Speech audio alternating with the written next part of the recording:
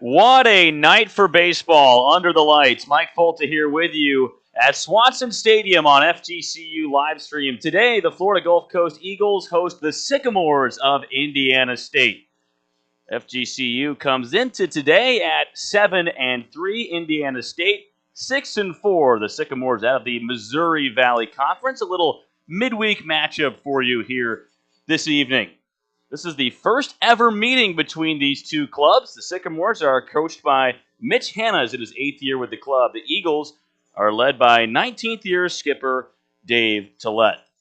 The starting arm on the mound here for FGCU will be a freshman. It's Jason Woodward, a 6'1", 180-pounder from Titusville, Florida.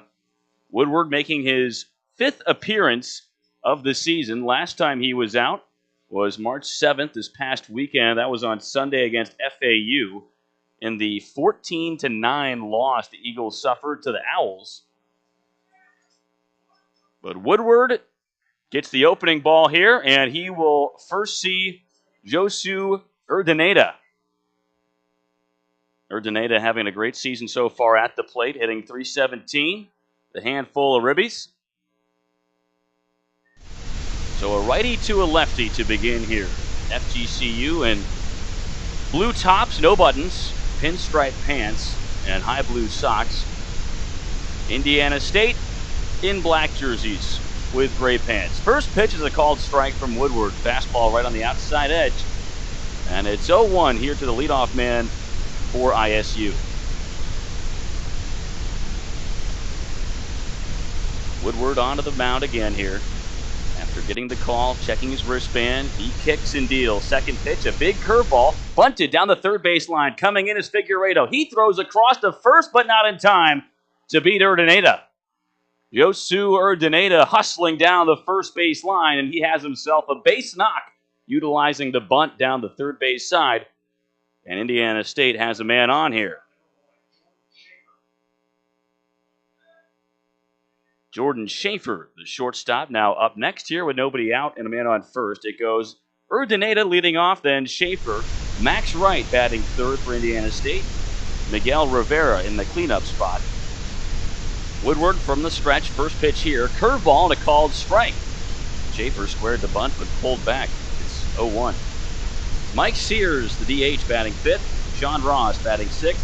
Seth Gurgley batting seventh. Diego Jinez batting eighth. And Grant McGill will be batting ninth.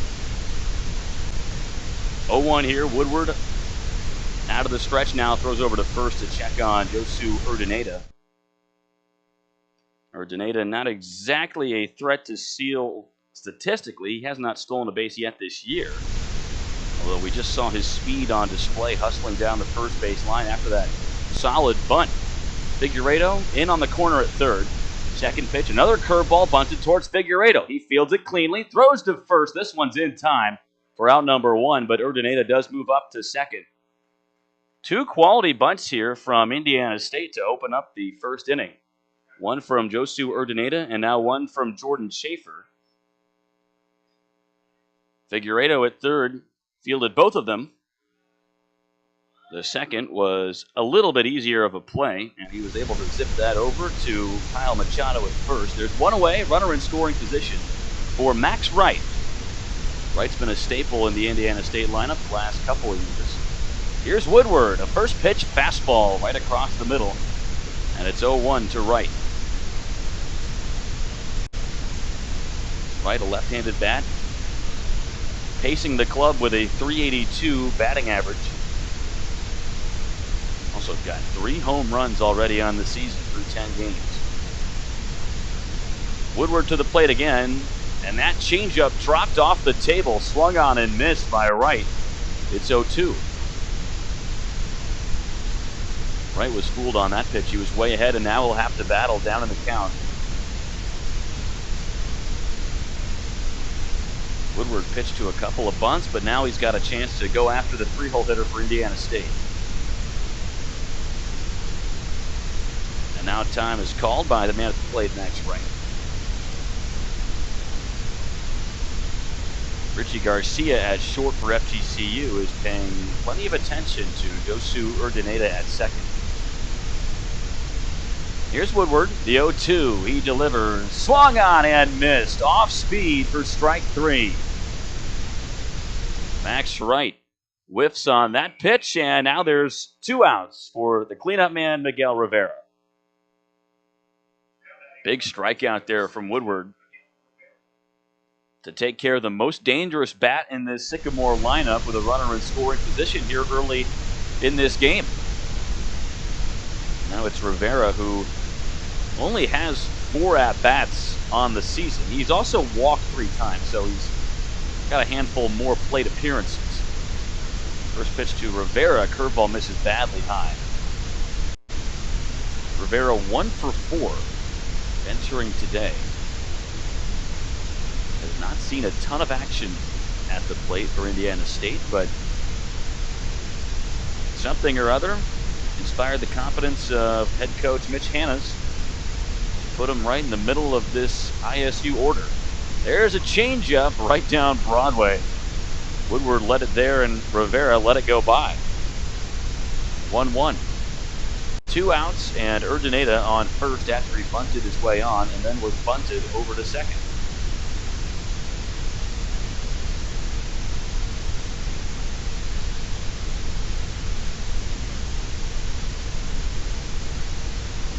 Rivera, a redshirt junior from Miami, Florida. Fastball here, right at the knees. That looked like it froze Rivera. Thought Rivera might have been expecting off speed. Seen a lot of it here from the starter Woodward. But there, that fastball just zipped across the low part of the zone, and it's 1-2. The freshman starter working ahead here. 2 outs and a man on second. Woodward to the plate. Fastball is lined into left field, down the line. Ellis chasing to the corner. Urdaneta around third, scores easily. It's a double for Miguel Rivera with 2 outs, and he puts Indiana State on top. Just the second hit of the year for Miguel Rivera. That just squeezed down the line past Alejandro Figueiredo at third base. And with 2 outs, Josu Urdaneta was already booking around third. Mike Sears, the DH, now up after Rivera and Urdaneta trade places. 1-0 Indiana State here in the top of the first. Pickoff play might be on. Garcia covering the bag, but now Woodward to the plate, and that's a called strike. Curveball hit the low outside corner on Sears, and it's 0-1. A lot of strikes here early from the freshman.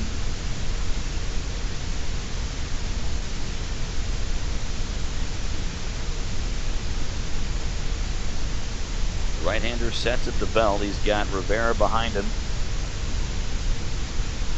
The 0-1, another curveball, and that's strike 2.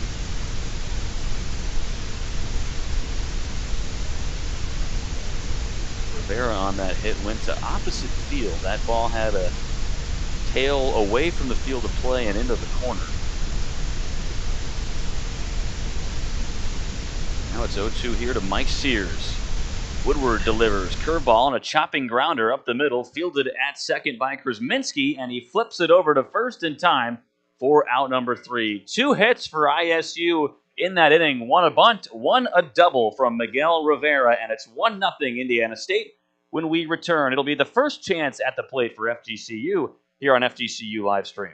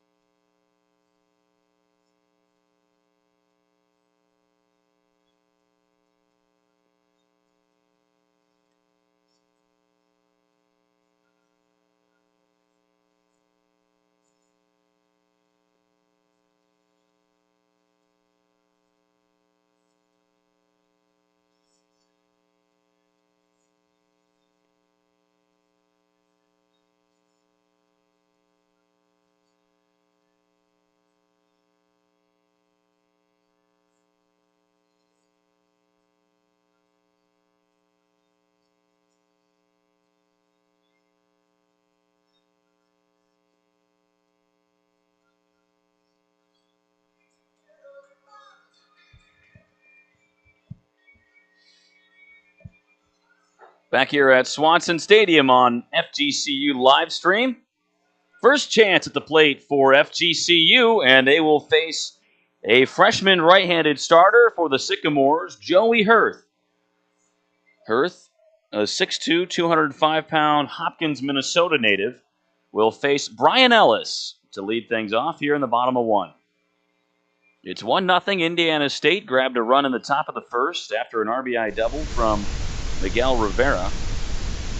Now it's Brian Ellis, the left fielder for FGCU at the plate. First pitch from Hirth, a fastball on the outside black, good spot, and it's 0-1. It goes Ellis and then Richie Garcia batting second. Joe Kinker batting third. He's been on a tear recently. Alejandro Figueiredo in the cleanup spot. Hirth, his second pitch gets fouled away hard. Ellis a little late on that fastball, and it's 0-2. Cameron Krasminski batting fifth. Mark Coffers batting sixth. Kyle Machado in the 7th spot. Jacob Ledusky batting 8th. And in the 9 hole, it's Jalen Townsend. Hirth working from the stretch with nobody on. This ball is swung on, lifted into shallow center. Gergely coming in, slides, and makes the catch. Gergely getting his jersey dirty early with a sliding grab coming in from center, and Ellis is retired. There's one away. Richie Garcia comes up now. Garcia playing short today for the Eagles. Hitting .333 so far through 10 games for FGCU.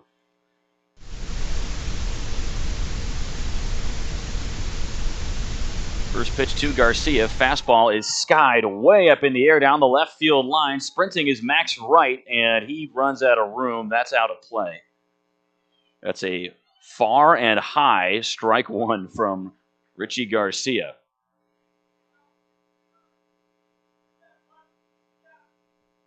We have a little bit of a breeze tonight coming in from right field. The Florida natives would say it's chilly, but for Indiana State, probably as good as weather as they've seen in the last few months. This is fouled off by Garcia. It's 0-2.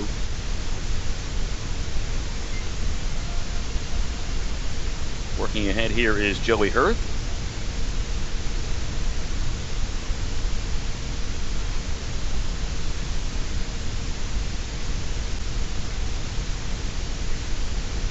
The 0-2 delivery, fastball again, put back out to left field. Right, chasing at the track, gone, Garcia. You can kiss that one goodbye. He fouled one off in that direction. This time he hit it straight. Garcia leaves the yard. That was belted over everybody's head and left. Garcia with his second homer of the year. That was a no-doubter. And you could feel it coming a little bit after that foul ball. Sometimes you see guys kind of wilt away in an at-bat after they foul one off that hard. But not Richie Garcia. He got every bit of that one. And we're tied at 1 here with 1 out in the bottom of the first. First pitch now to Joe Kinker. Fastball misses out, and it's 1-0. Kinker has been outstanding the last couple of games for FGCU at the dish. He's been their best bat. Second pitch here just clips the low part of the zone. 1 ball and 1 strike.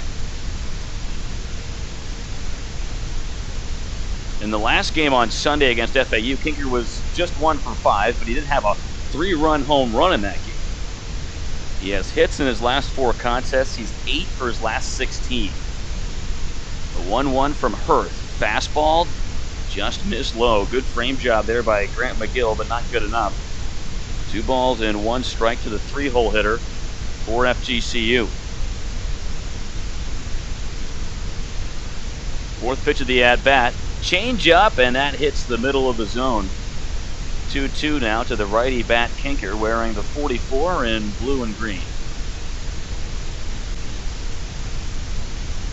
Tied at 1 here after the Richie Garcia long ball. Hirth to the plate. Change up, got him. Check swing from Kinker, and he is retired. There is 2 away now. First strikeout of the day for Joey Hurth. Good response from the freshman starter after giving up that deep drive to Garcia. Then Hurth turns around and strikes out the hottest bat in the lineup for the Eagles. Brings up Alejandro Figueiredo with 2 down. Righty to a righty. First pitch. Curveball low and away. Check swing. Did he go? Yes, he did. That was Carlos Ray down the first baseline making that call. It's 0-1. So back-to-back check swings here from Joe Kinker and now Alejandro Figueiredo.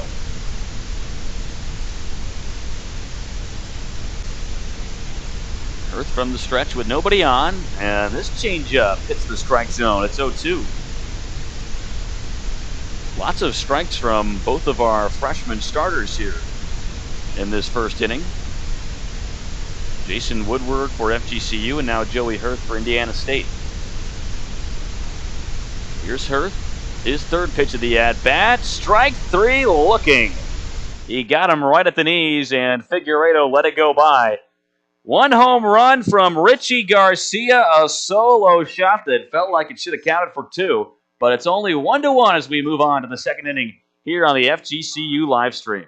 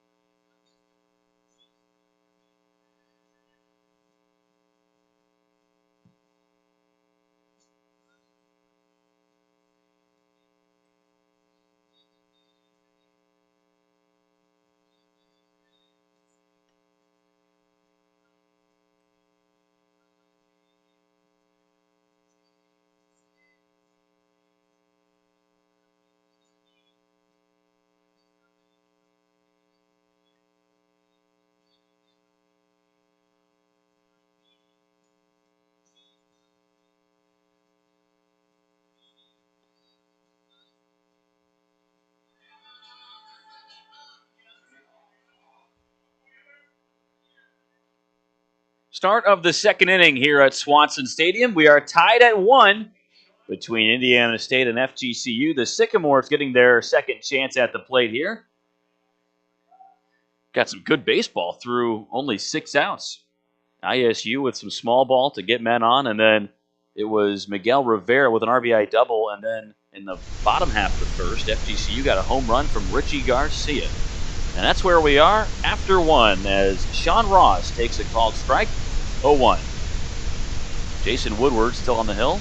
His second inning of work. Out of the windup. Here's the big righty. Fastball popped up in the air to right center. Playable for Townsend. And this falls as sliding in was Coffers. Up to second goes Ross. The throw comes in, not in time.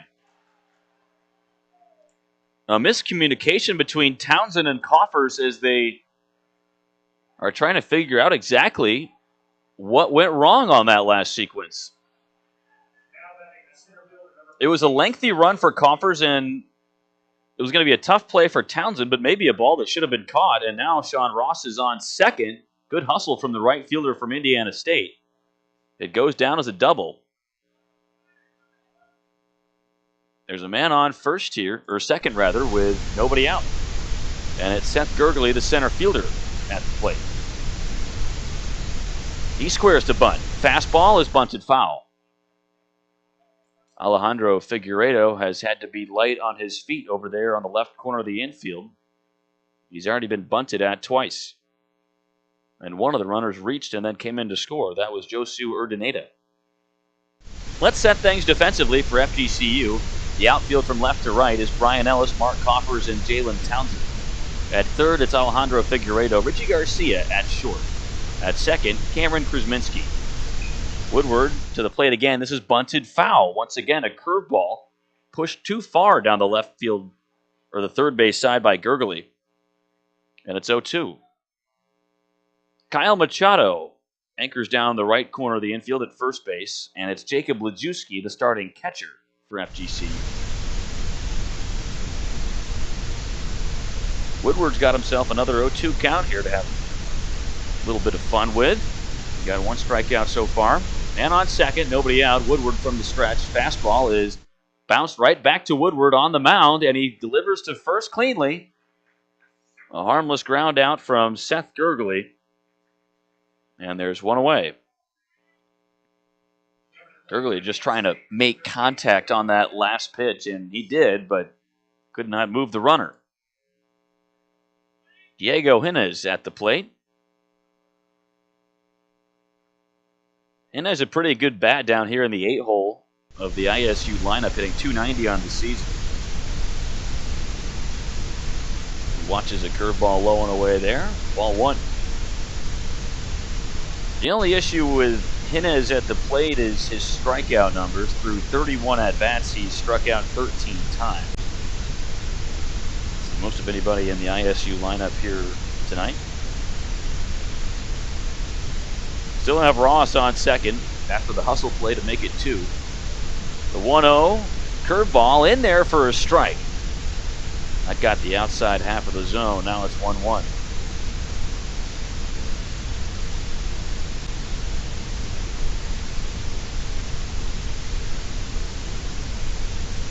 FGCU coming off that 14-9 loss against the 21st ranked FAU Owls on Sunday.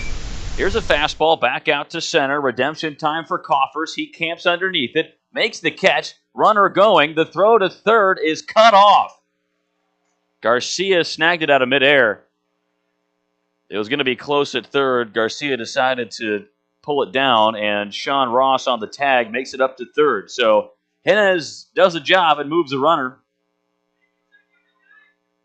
Coffers got underneath that and then behind it to get a solid crow hop to third, but could not beat the speedy Ross to the bag. 2 outs and a man 90 feet away from home for the 9-hole hitter, Grant McGill. Woodward from the stretch here. Curveball, and that's a called strike. Seen a lot of off speed from Woodward.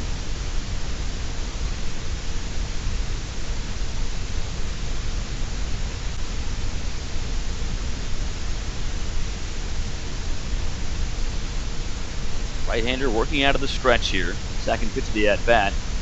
Looked like a changeup that never quite broke. That missed at the letters high. 1-1.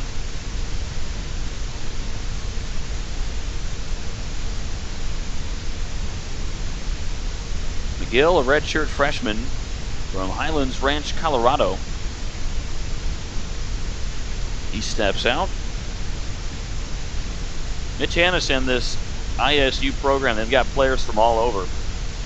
The 1-1 changeup just barely gets the low part of the zone. Great spot there.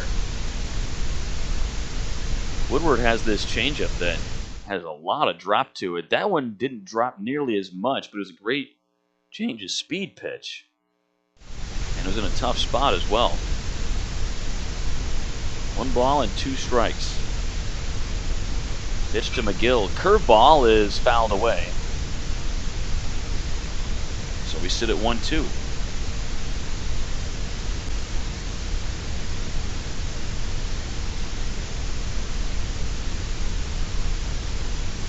Indiana State also a team that utilizes the junior college and community college route a lot when they go out and bring players in. A big reason why Hannes has been successful the last couple of years. There's a called strike from Woodward. He got McGill looking at a pitch up high in the zone. It's his second strikeout here of the day, and he finishes off a scoreless top of the second. It'll be the bottom half of 2 when we come back on FGCU live stream, tied at 1.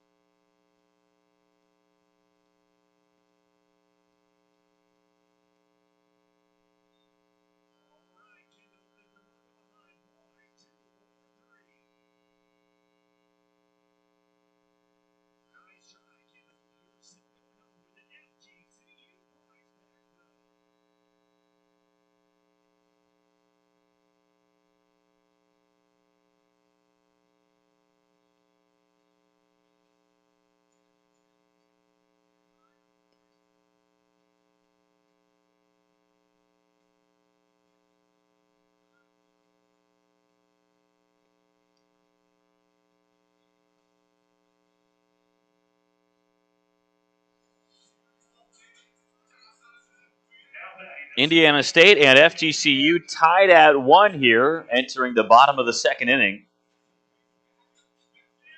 It'll be Cameron Krasmensky, at the plate here for the Eagles. Krasmensky entering today, 4 for 10 on the season. First pitch here from Joey Hurth. A fastball zips inside for a ball. Came in at 88 there from Hurth, the right-handed starter for Indiana State. Second pitch on the way. Changeup missed low and outside. 2 balls and no strikes here to Krasmensky. The starting defense for Indiana State, Max Wright in left, Seth Gurgley in center, Sean Ross in right. Fastball got a piece of Krasmensky. That was a 90-mile-an-hour trip down to first. Krasmensky wore it on what looked like the tricep maybe, or the back. But he gets a spot at first base, and there's a man on here with nobody out for Mark Coffers. It's Wright, Gurgley, and Ross in the outfield for Indiana State. Diego Jimenez at third, Jordan Schaefer at short, Josu Urdaneta at second, Miguel Rivera, who hit the RBI double back in the first inning, is at first base as Coffers takes strike 1. Grant McGill, the catcher behind the plate for Indiana State. 0-1 to Coffers. Krasmensky bouncing off first base. Curveball in there for a strike. Coffers down 0-2.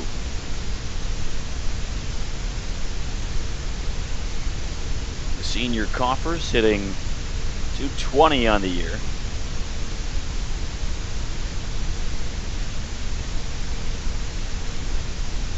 Third pitch from Hurth, a breaking ball that never broke down. He left it high. 1 ball, 2 strikes.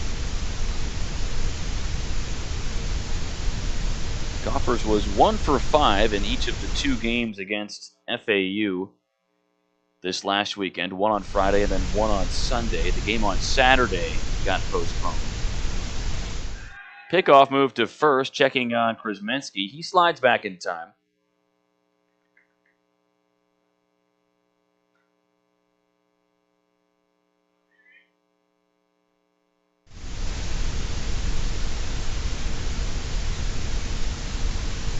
Hurth to the plate here. Fastball misses in a little below the hands.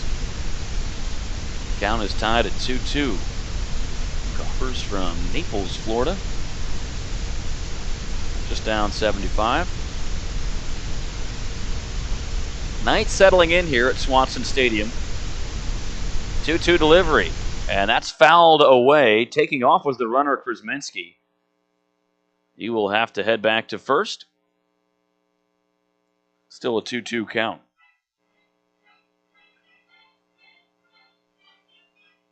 Coffers taking advantage of an extra year of eligibility, as all athletes who have had to play through this pandemic are able to do. The 2-2 delivery swung on and missed. Off-speed delivery there from Hurth, and it's his 3rd strikeout. There's 1 away. Coffers is retired. Kyle Machado comes up now with 1 man on and 1 out.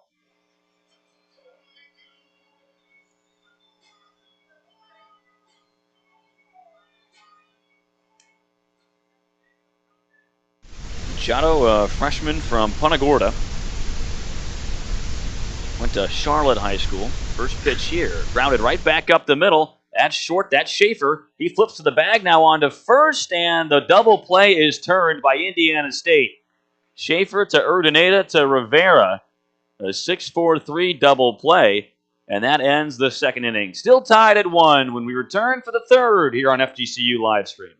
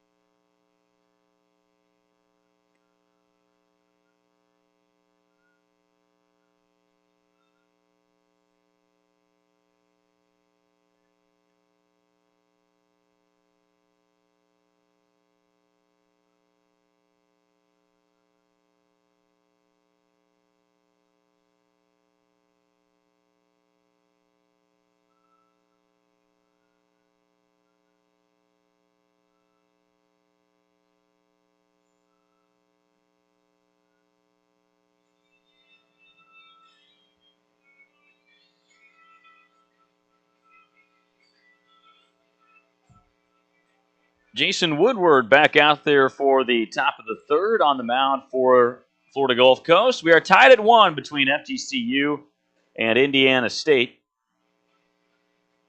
This is the 5th appearance on the hill of the season for Jason Woodward. His last time out was on Sunday against FAU. He pitched 1 inning, gave up 1 hit, no runs. He walked 1 and struck 1 out as well. FGCU lost that game 14-9 up in Boca Raton. They trailed at one point 13-0. First pitch to Josu Urdaneta is fouled away.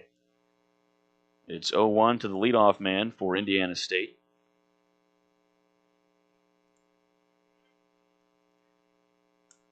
But down 13-0, the Eagles mounted a comeback.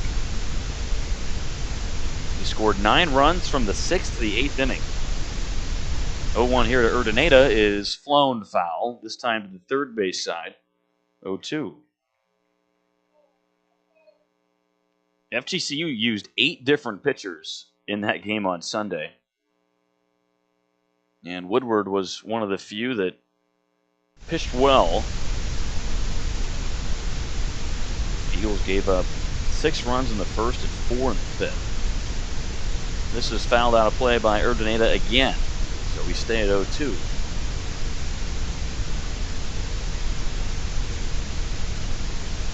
Now FGCU won 8-0 on Friday. That game was much more decisive for the Eagles. That was when Mason Studstill pitched a beautiful game, and there's a beautiful pitch, a low curveball and a swing and a miss from Urdaneta. Woodward gets the strikeout as Urdaneta goes down swinging. 1 out after the strikeout, and it's Jordan Schaefer at the plate.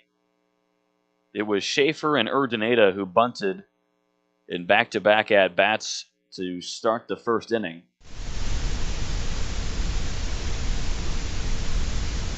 Woodward delivers here. Curveball is lined into right center field. That's a base hit for Schaefer. Didn't exactly hit that on the screws, but it had enough air on it to get over Cameron Krasminski at second. It's the 4th hit of the day for Indiana State, and it brings up Max Wright, who struck out swinging his first at-bat.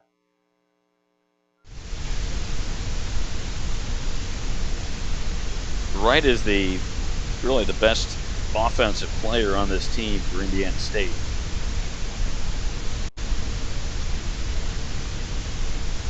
First pitch here from Woodward, a changeup. That missed low near the ankles. 1 ball and no strikes. Wright, a Canadian out of Toronto, Ontario. Redshirt senior, 6'3", 215. Pickoff move there from Woodward. Back in time easily is Schaefer.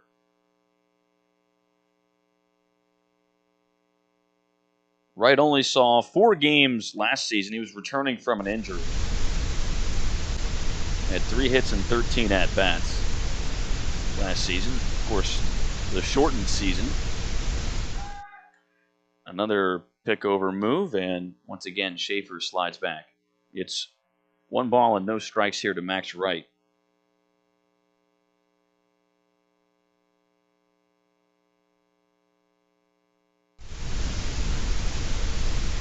Called strike there on a fastball low and in.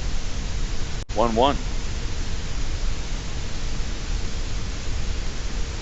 Back in 2019, Wright started in 57 games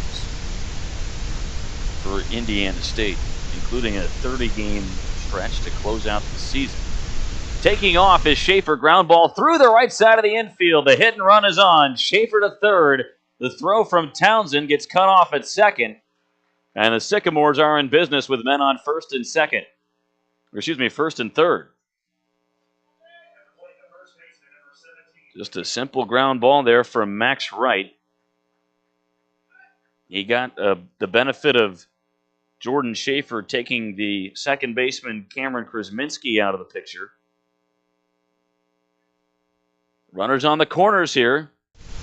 One down, and it's Miguel Rivera, who doubled to bring in the Indiana State run back in the first inning. He just snuck one inside the third base line past Alejandro Figueiredo. First pitch here from Woodward. Change up, grounded to shortstop. Krasminski bobbles it, flips it to second. They get the out at the bag, but no double play, as coming in to score is Schaefer. That's exactly what Woodward needed, but his second baseman, Cameron Krasminski, bobbled the ball. So Rivera is at first.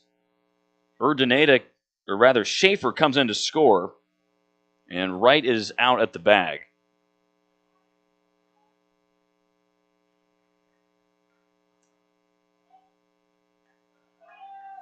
Two outs for Mike Sears now. It's 2-1, ISU with a lead here in the top of the third inning. Curveball misses low there from Woodward.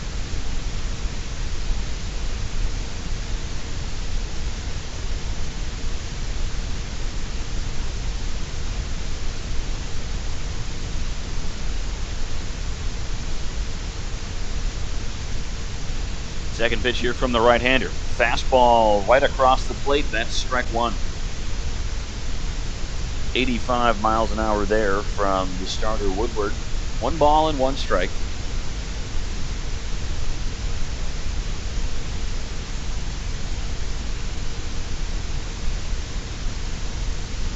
Woodward not too worried about Rivera over there at first base. This ball swung on, grounded over to Figueiredo at third. He comes in on the forehand and flings that across the diamond over to first base in time for the third out of the inning. Indiana State picks up a run there as Jordan Schaefer comes in to score. He was moved over to third on the single by Wright, brought in on the grounder by Rivera, and we sit at 2-1 after 2.5 innings. The bottom of the third coming up next on FGCU live stream.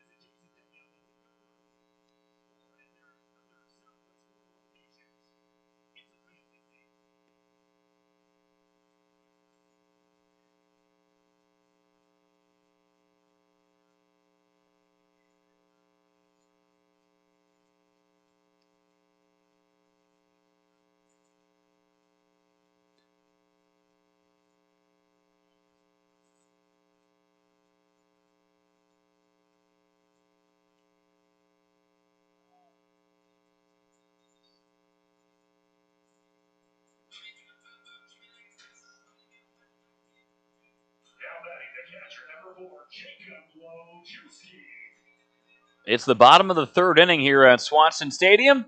2-1, Indiana State leads FGCU. Jacob Lejewski getting his first at-bat of the evening. Joey Hurth still on the mound for Indiana State.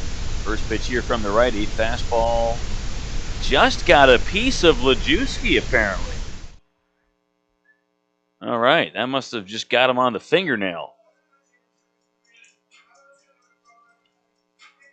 That's the second hit batsman of the day from Joey Hurth. Both have been right-handed bats. So Lejewski here on first now. And it brings up Jalen Townsend. Townsend, a sophomore from Oviedo, Florida. Played at Winter Park High School.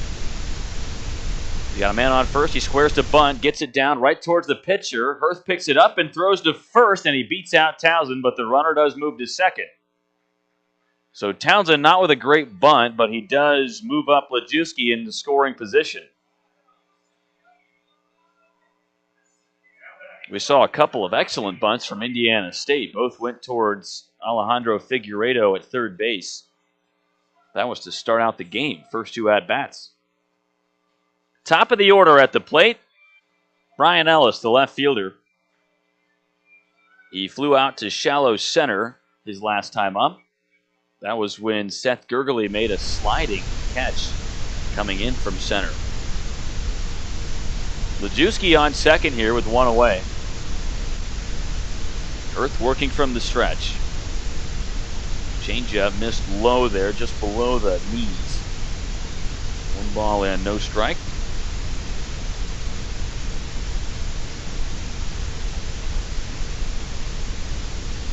Ellis, a .314 hitter on the season coming into today. Only 5 strikeouts and 8 walks. That's what you want out of your leadoff man.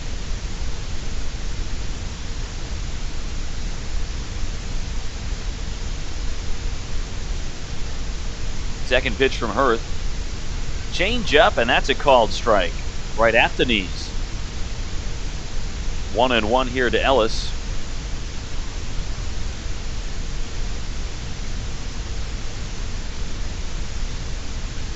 Ellis also from Oviedo, Florida. Different high school though than Jalen Townsend. Went to Haggerty High School. 1-1 pitch is popped up down the line in left field. Max Wright camping underneath it, and he makes the catch against the lights for out number 2.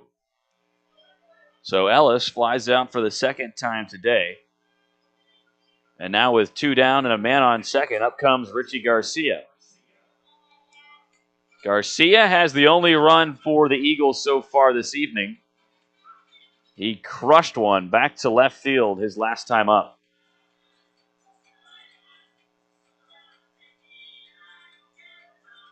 And with that home run, he now has a 7-game hit streak going on. He's 8 for his last 19. So it's not just power from Garcia, but it's consistency as well. 2 outs. Lajewski on second after he was hit by a pitch. First pitch off speed, finds the low part of the zone there. And it's 0-1 here to Garcia, senior from Davie, Florida. Lajewski was hit by a pitch and then was bunted over to second.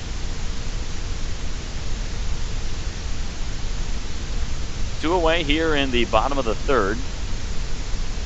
FGCU down a run. 0-1 changeup is popped up to the right side dugout and out of play.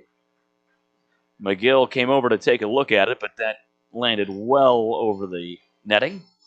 0-2.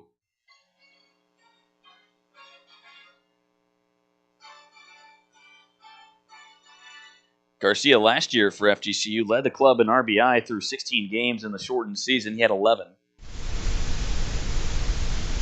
He had 258. Here's the 0-2 from Joey Hurth. Off speed, missed high.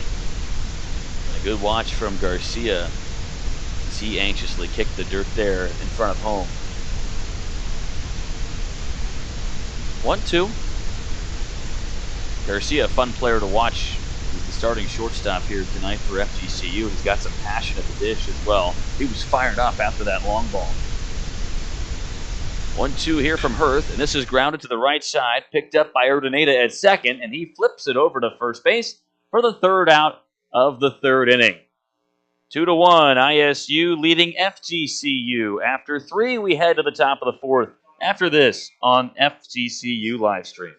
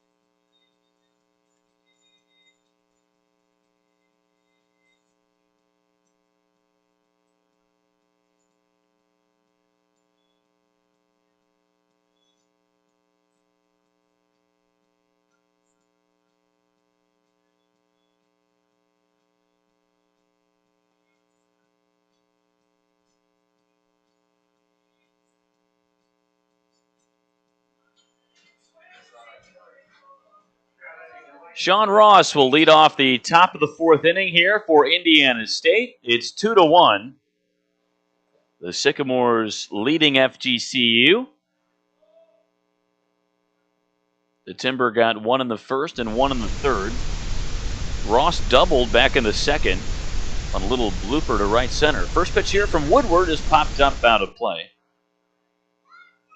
This is now the longest outing of the season for Jason Woodward, the freshman arm for head coach Dave Tillett. Woodward's previous long was back on February 23rd against FAU. The 0-1 here is spiked in front of home plate. A bad miss, and it's 1-1. But back on February 23rd, Woodward went 2 2/3 innings, giving up 3 hits and 2 earned runs. He also walked 3 batters.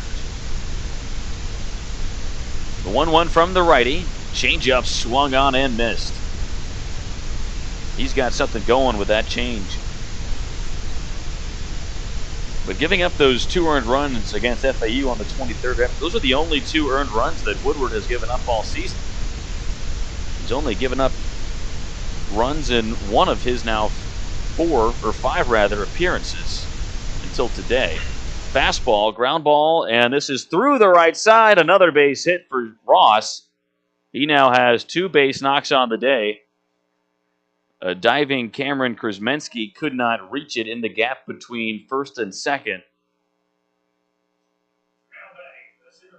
And Ross is aboard here for Seth Gurgley.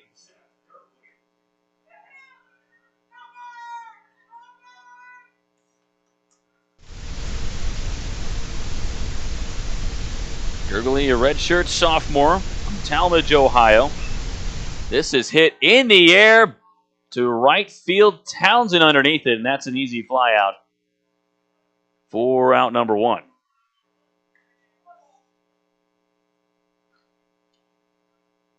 That ball had some air underneath it, but not quite enough distance. One away for Hines, the third baseman for Indiana State. He flew out to center.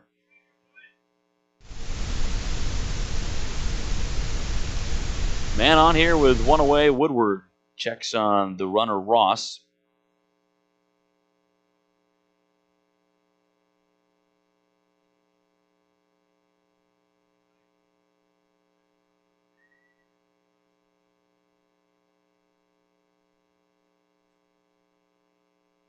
And once again,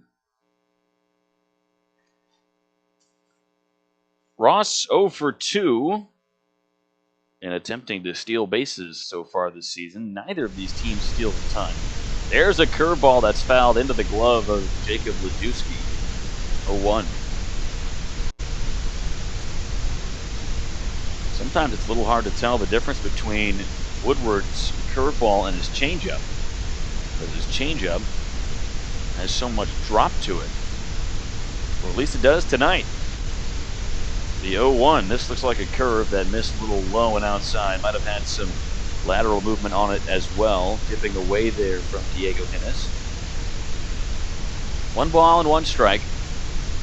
Righty to a righty.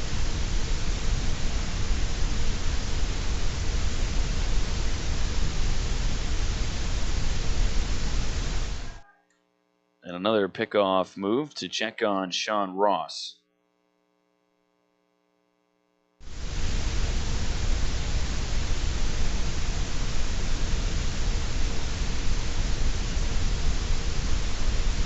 One delivery is lined into center. That's a base hit.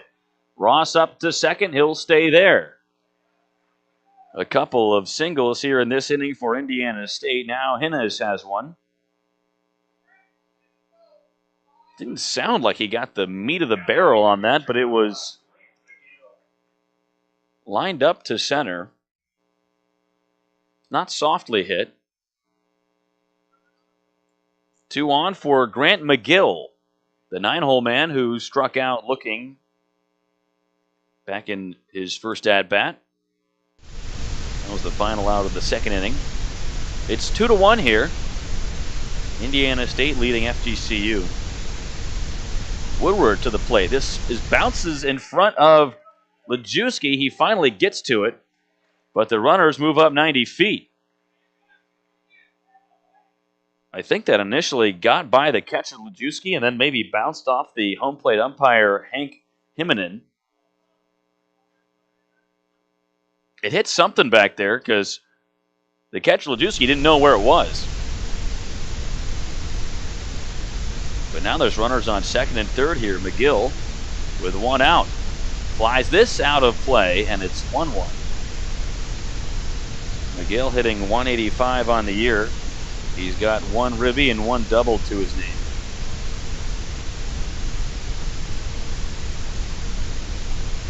Entering today, freshman McGill was 5 for 27. And this is in front of Lejewski again, and this time he smothers it. So a couple of off-speed pitches that have been spiked at or near home plate. And now it's 2-1. Two runners in scoring position for Indiana State as the Sycamores try to lengthen their lead here in the top of the fourth. The freshman Woodward angling to get out of it. 2-1. Change-up missed low.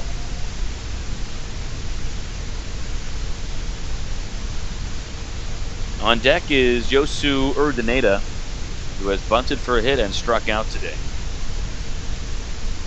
But he's not just a speedster leadoff man, he's got some pop as well. Handful of extra base hits on the year for Urdaneta, including one home run. The 3-1 pitch in front of Lejewski gets away to the near side on deck circle, and scoring is Sean Ross. The Sycamores get another, and now it's 3-1 after the pitch hit the dirt in front of Lejewski. McGill draws a walk. He's on first. Diego Hinez at third. And now the double play is in effect.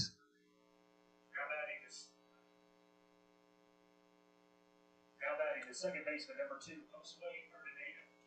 and now we've got a mound visit.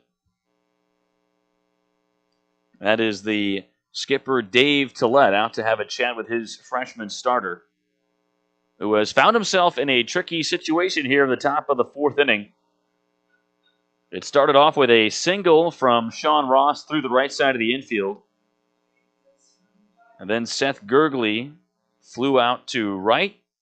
Diego Hinez singled into center to put runners on first and second. And then it was that wild pitch that got away from Jacob Lejewski. Moved runners up to second and third. And that pitch really kind of changed the complexion of this inning a little bit. It changed from a manageable situation for Woodward into a just kind of get me out of town situation. A run has already come across. That was Sean Ross scoring.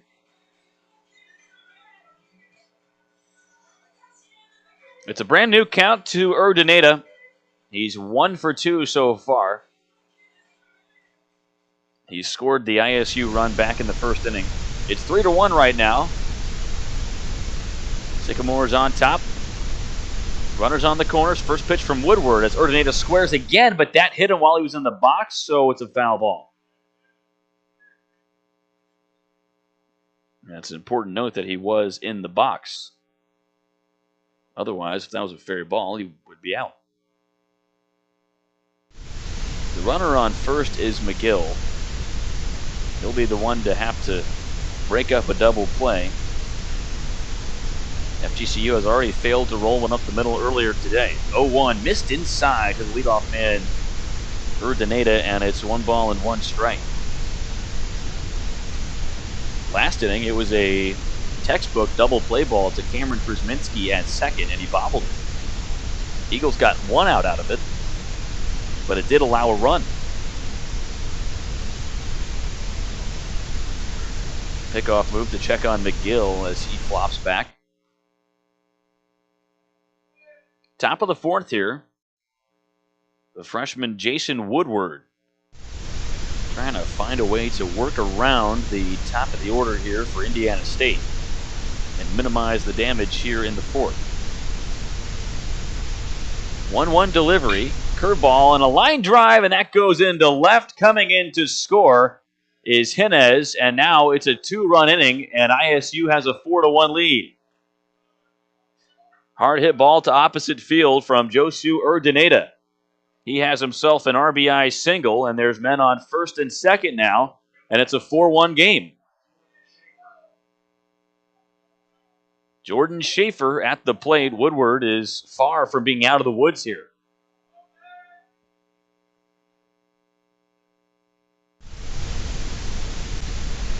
Schaefer has bunted a man over, and he has singled so far.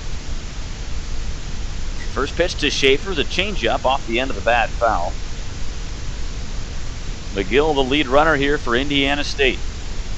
The Sycamores have a 6-4 record entering this evening. They've beaten some good teams, though. This is a pretty good offense for ISU and Mitch Hanna's. Indiana State has won their last 3. Then a couple weeks ago, they split 2 of 4 games against, at the time, the 16th ranked team in the country, the Tennessee Volunteers. And both of the games that Indiana State lost were by just 1 run. So ISU played Tennessee very well. Those were the first February losses for Tennessee since 2018. This goes in the dirt, blocked by Lejewski. It's 1-1 to Schaefer. It's kind of a crazy stat for the University of Tennessee. They were 26-0 in the month of February since 2018 until they lost to Indiana State this season. And part of that's because Tennessee plays a lot of teams from up north early in the year. But Indiana State, out of the Missouri Valley Conference, a very good program. Throw down to third on the runner going, and McGill is gone. The double steal from ISU will send Grant McGill back to the dugout. The throw from Lejewski hopped once in front of Figueiredo, and the third baseman made a great play with the glove to apply the tag. The pitch was a ball to Jordan Schaefer, so it's 2-1 with 2 outs now and a man on second. It was a great play from Jacob Lejewski. Not a great pitch to try and throw a runner out on. Now this play bounces away from Lejewski, and up to third comes the base runner, Urdaneta. So Josu Urdaneta on third. We've had a couple of pitches that have gotten away from Lejewski. That one again looked like it bounced on or near the plate.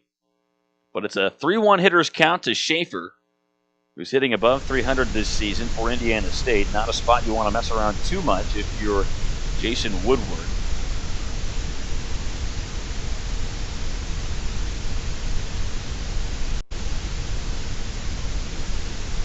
Three-one delivery, and this misses low, and that had to be handled on the knees of Jacob Lejewski as he dipped down to keep that in front. Now there's runners on the corners again.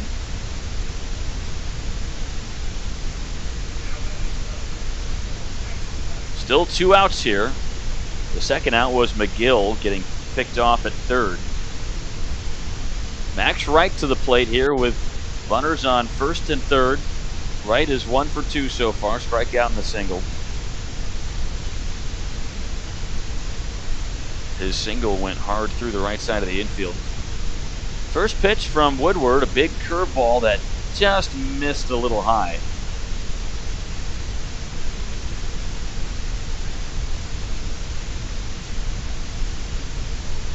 This is the second appearance for Jason Woodward in which he's given up any runs. He's given up 4 so far. Pickoff move to check over on Schaefer. Indiana State already with 8 hits in this game. This team hits. And under Mitch Hanna's, they have for the last couple of years. Hanna's in his 8th year as the skipper for ISU. He actually played at Indiana State as well. First pitch to Max Wright is fouled straight back. Second pitch, beg your pardon. It's 1-1. But Hanna's was inducted into the Indiana State Hall of Fame back in 2010, and that was just for his playing career, let alone what he's done as a coach.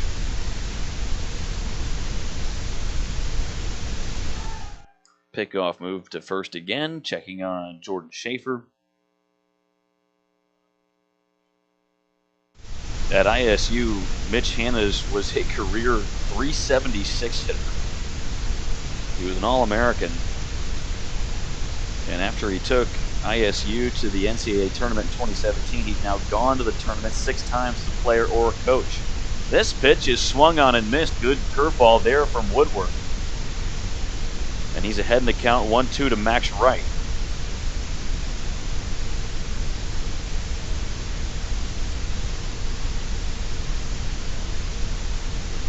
Urdaneta is the runner on third. It's Jordan Schaefer at first, and Woodward checks on him again. Remember, the second out of this inning was when Grant McGill was thrown out at third base.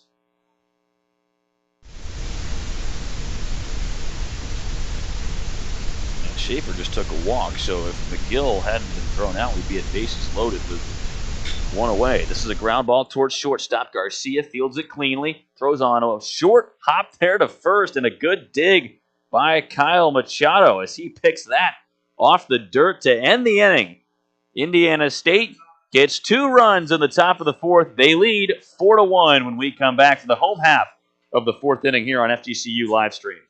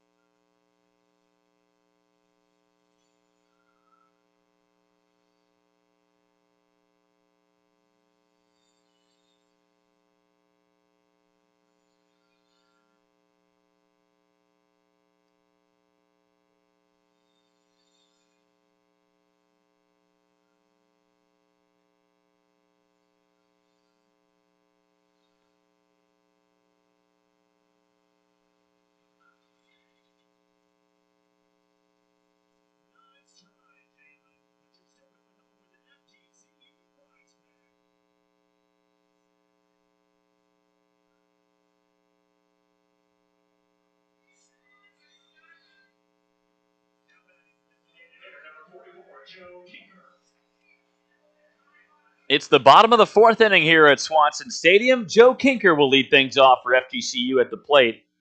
The Eagles trail the Sycamores 4-1. 4th inning of work for Joey Hurth. His first pitch misses inside to Kinker. And it's 1-0. Kinker, like we mentioned earlier, has been great at the plate as of lately. He struck out in his first at-bat tonight.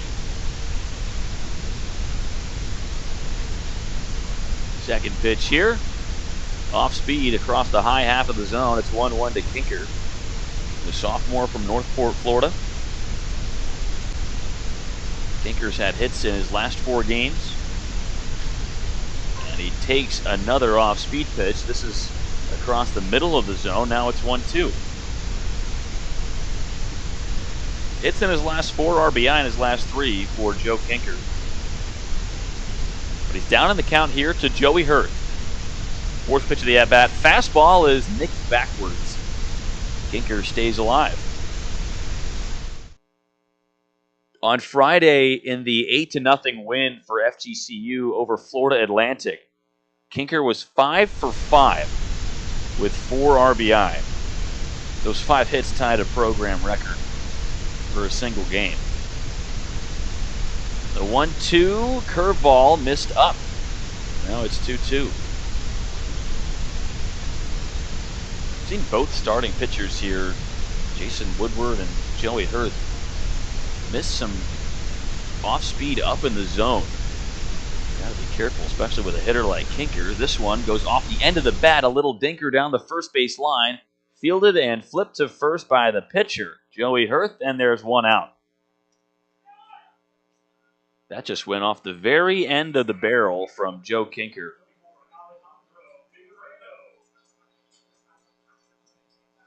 Alejandro Figueiredo comes up. He struck out looking in his first at-bat. It was an interesting first inning for Joey Hurth. He got Brian Ellis to fly out. Then he gave up a moonshot home run to Richie Garcia. But then he came back and struck out Joe Kinker and Alejandro Figueiredo, the 3-4 of the FGCU lineup. So a good response by the freshman. That changeup was way high. Figueiredo had to duck. It's 1-0. This is the third appearance of the year for Hurth. He brought a 1.50 ERA into tonight and an 0-1 record. Second pitch is flown foul to the first base side. 1 ball and 1 strike.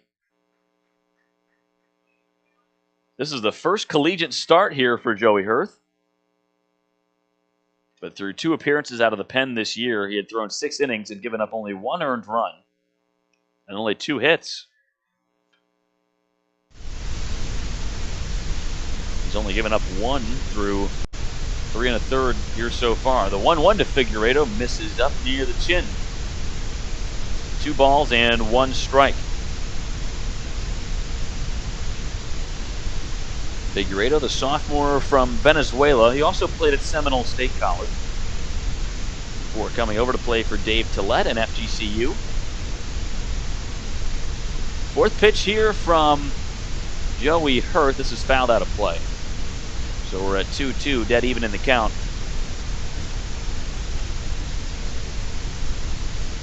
It's a cool night here in Southwest Florida, but it's not chilly. The wind has died down a little bit. If there's anything, it's coming in from right.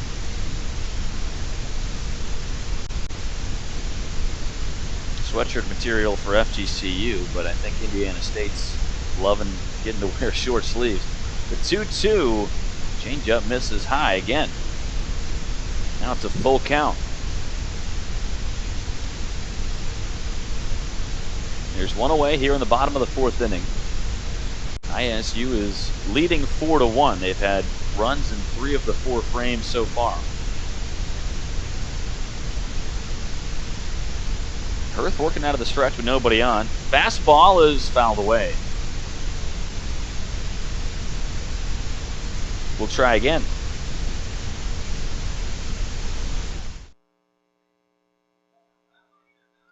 Hurth's got his hat a little sideways. Not sure if it's just a little too big for him or if that's his style.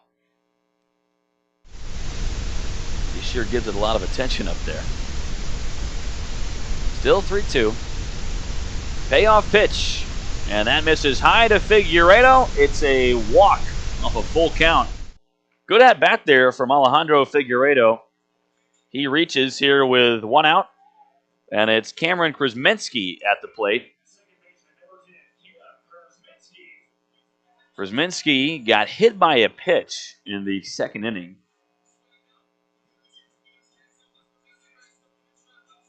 And now Brad Vanderglass, the pitching coach for Indiana State, is heading out for a visit. And will it be a visit only? We will see.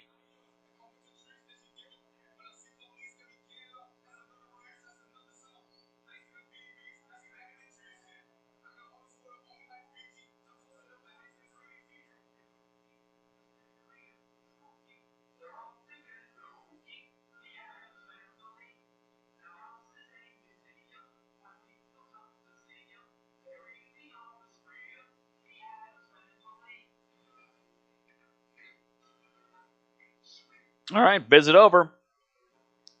It's 1 out here in the bottom of the 4th inning. 1 runner on.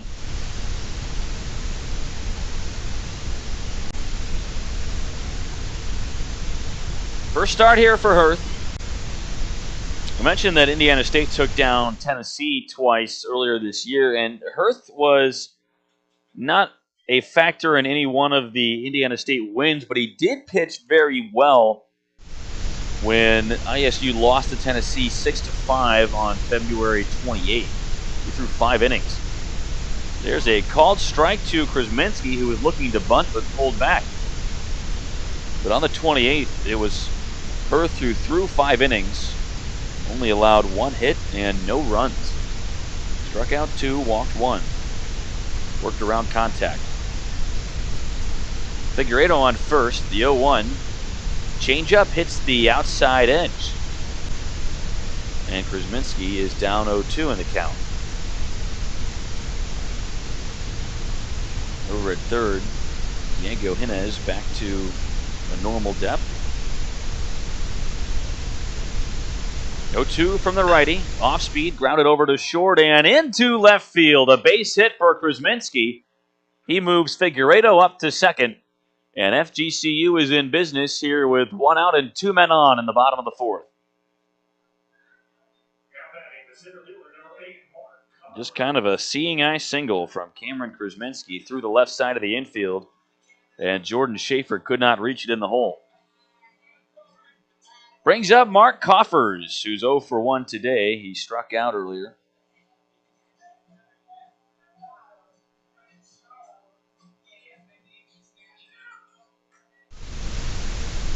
Coffers with a chance to bring FGCU back to the table in this game. Right now the Eagles trail 4-1. That hit by Krasminski was just the second of the day so far off of Joey Hurth. First pitch to Coffers, a fastball missed up above the zone. 1 ball and no strikes.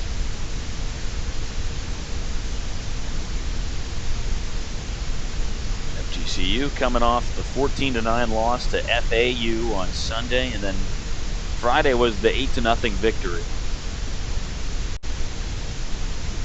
1-0 pitch is popped up and to the first base side in foul territory. It goes out of play. 1-1.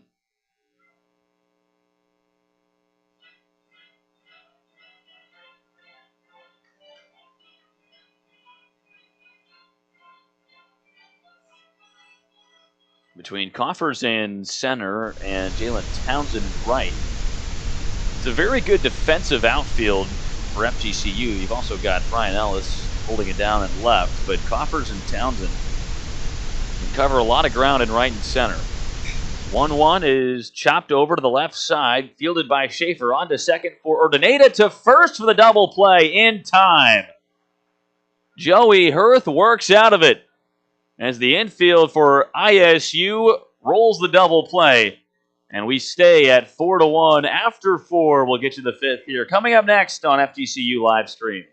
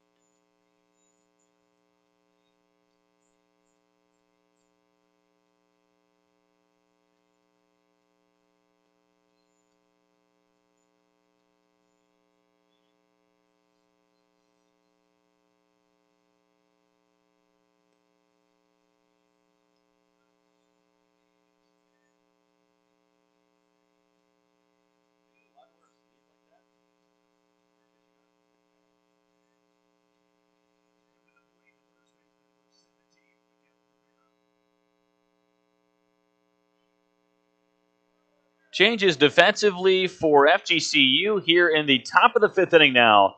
Onto the mound for the Eagles, Gus Carter. Carter in to pitch now, and Johnny Long replaces Jacob Lajewski behind the plate catching. So a new battery here in the top of the fifth for the Eagles. At the plate for ISU, it's the first baseman Miguel Rivera. First pitch from Carter, breaking ball in there for a strike, and it's 0-1. Carter, a 6'1", 190-pound junior from Melbourne, Florida. Prior to coming over here to play in Estero, he was playing at Florida's Southwestern State. The 0-1 from Carter, a fastball, this time outside, 1-1.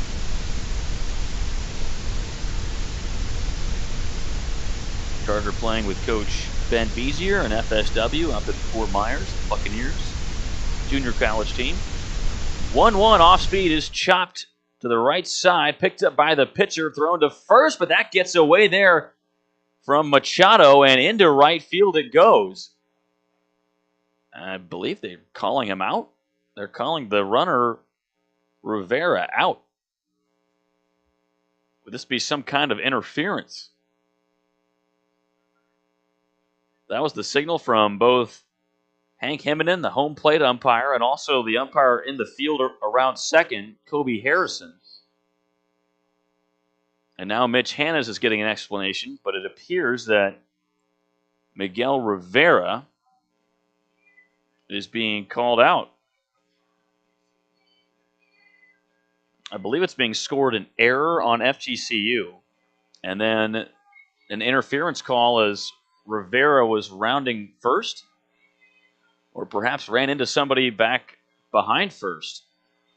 A little tough to tell from where we're sitting.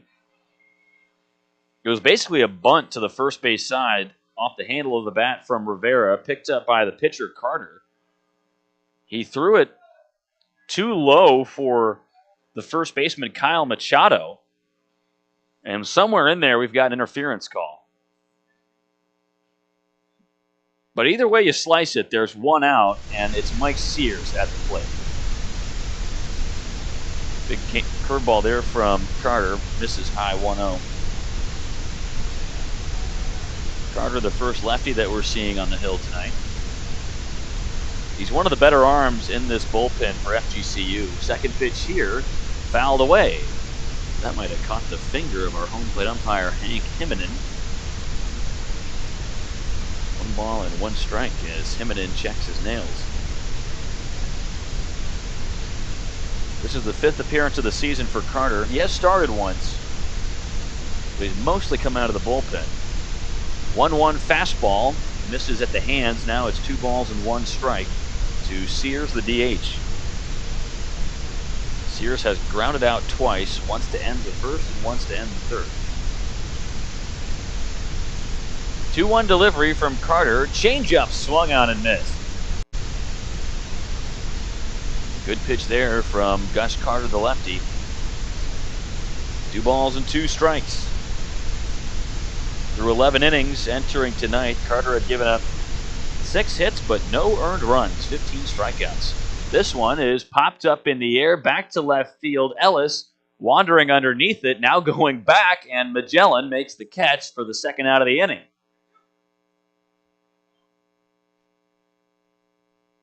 Bit of an adventure out there in left field for Brian Ellis. First going back, then coming in and to the right, and eventually heading back. But they don't ask how. There's 2 outs for Sean Ross. Ross is 2 for 2 so far for Indiana State. He has doubled and singled. First pitch is grounded through the left side of the infield and into left. Third base hit for Ross. He's 3 for 3. Richie Garcia couldn't get there on the backhand. It's a 2-out single here in the top of the 5th for Ross. It brings up Seth Gurgley. Gurgley's had an adventure of his own over the last couple of seasons. He started out with Purdue University, then also played at Sinclair Community College, and now is playing against the Nittany Lions back at Alexander Field. Purdue and Indiana State about an hour and a half, 2 hours apart.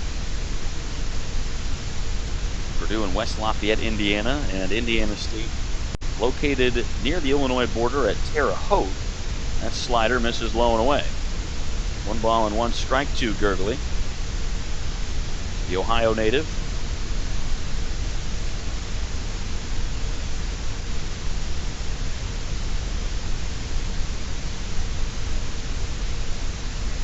Carter getting some instruction signs. He needed that to be repeated from the signal caller in the dugout.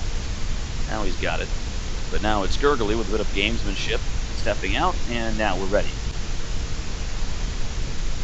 The runner is Ross at first with 2 away. 1-1 here from Carter, and that fastball flies outside. 2-1. From Carter, it looks like it's got some zip on it, but that was only clocked at 82.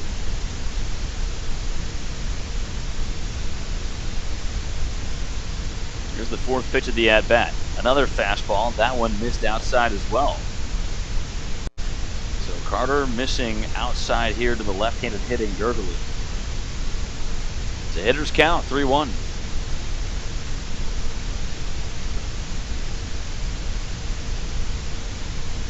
To the plate once again is Carter. This is a hard hit ball into center.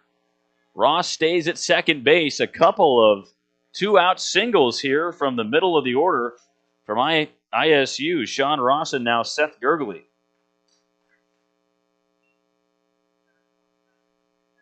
Men on first and second for Diego Jimenez. Jimenez, who's no slouch of an 8-hole hitter. Sometimes you see guys get buried at that part of the lineup, but Jimenez hitting just below 300 on the season. And after his single, now is hitting above 300, 303 on the year. He was hitting 290 coming into today. 2 outs, first pitch to Jimenez. Fastball misses at the thighs. So Carter missing in the same spot here with the fastball. Outside to a lefty, inside to a righty. Already had 10 hits so far in this game from Indiana State. 2 for FGCU. The 1-0 grounded up the middle. Garcia takes it on a hop from the lip of the infield, flips it to second. Covering the bag was Krasminski, and there's 3 away. So a couple of hits there with 2 outs from Indiana State. But Carter keeps him off the board. It's 4-1 when we head to the bottom of the 5th here on FGCU Livestream.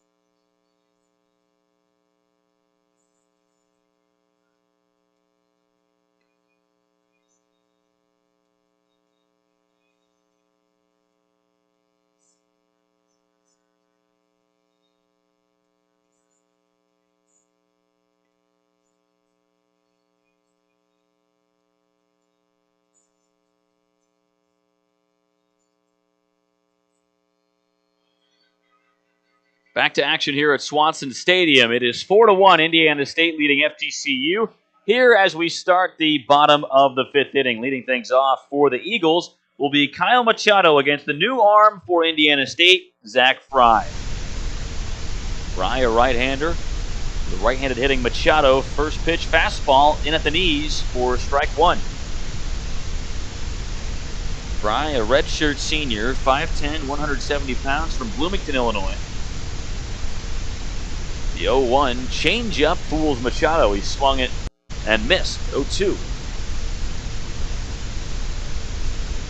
Fry came over from Heartland Community College before joining the pitching staff for Mitch Hannes and Brad Vanderglass.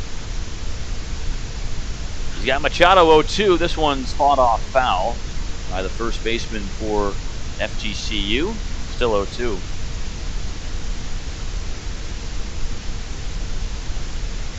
So Joey Hurth finishes his day on the hill, going 4 innings, only allowing 1 run on 2 hits. The 0-2 changeup missed a little outside and low there. Not a bad miss to Kyle Machado.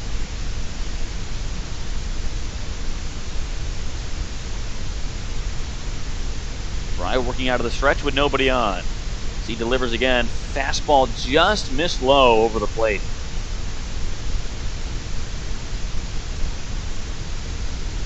Couple of close spots here from the reliever Fry. 2 balls and 2 strikes to Machado, leading off the inning here in the bottom of inning number 5.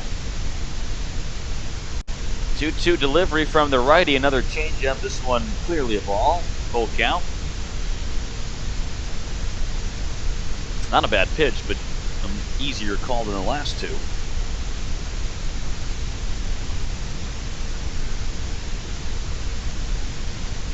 Machado battling here to a full count. Delivery from Fry. Fastball is swung on and held away.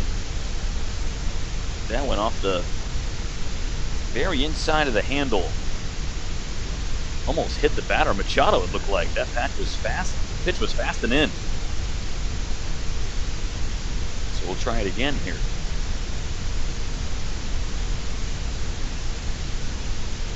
Righty to a righty. Payoff pitch, swung on and missed. Fry wins the battle as Machado strikes out to start the inning. The changeup again from Zach Fry. That time Kyle Machado could not connect with it. Now comes Johnny Long to the plate. Long getting his first at-bat of the day. Long subbed in for Jacob Lejewski last inning, defensive behind the plate. Catching first pitch from Fry, a fastball. Long takes it for strike 1. Lejewski was hit by a pitch in his only plate appearance.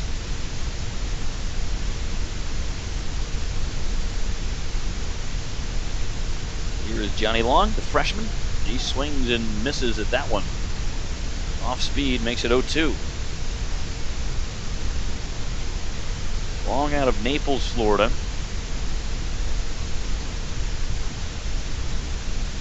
A low crouch, and this one just floats over the shortstop's head and into left field. What a piece of 2-strike hitting from Johnny Long. He sat on that off speed and just got enough of it to lift it over Schaefer's head and into left. So Long singles here with 1 out. Brings up Jalen Townsend. Townsend looking for his first hit of the year. He's drawn a couple walks. He was only 0 for 4 entering tonight, so we haven't seen a ton of action.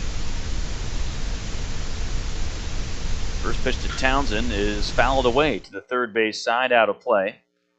Townsend looked like he was maybe a little late on that 88-mile-an-hour fastball from Zach Fry.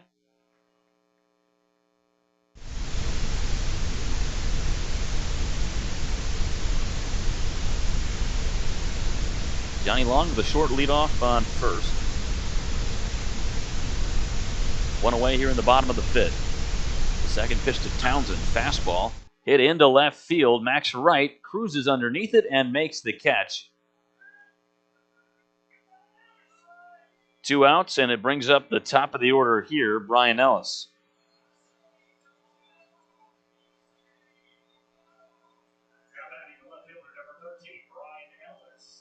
Ellis has flown out twice so far tonight, once to center and once to left.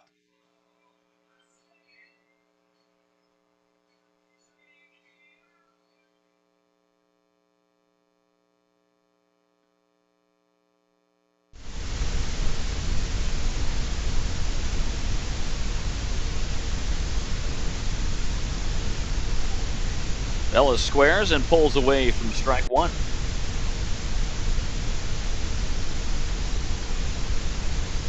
Not sure if the third baseman, Diego Hina, is going to bite too much on that. Doesn't seem to have come in too much at third, although maybe a couple steps. Sometimes that's all it counts over there on the hot corner. 0-1 is fouled away, and now Ellis is down 0-2.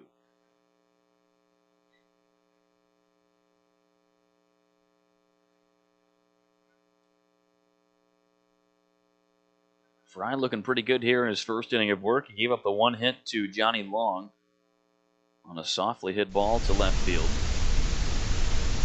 In center, Seth Gurgley is severely shading Ellis to his opposite field side and left. Third pitch, off speed, missed low at the shins. Good looking change piece from Zach Fry. But Ellis wouldn't bite.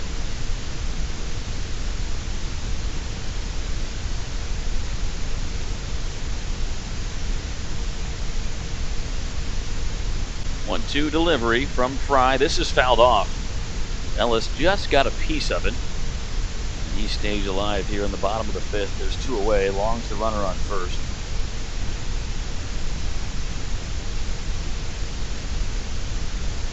Gurgley is way to left field. There's a lot of space in right center. Decent amount down the line as well in right, if Ellis can pull one. The 1-2 is hit up in the air, foul territory, third base side. Hines near the FGCU dugout, and he makes the catch to end the inning. One hit, no runs, no errors for FGCU. They trail Indiana State 4-1 as we move on to the top of the sixth when we come back on FGCU live stream.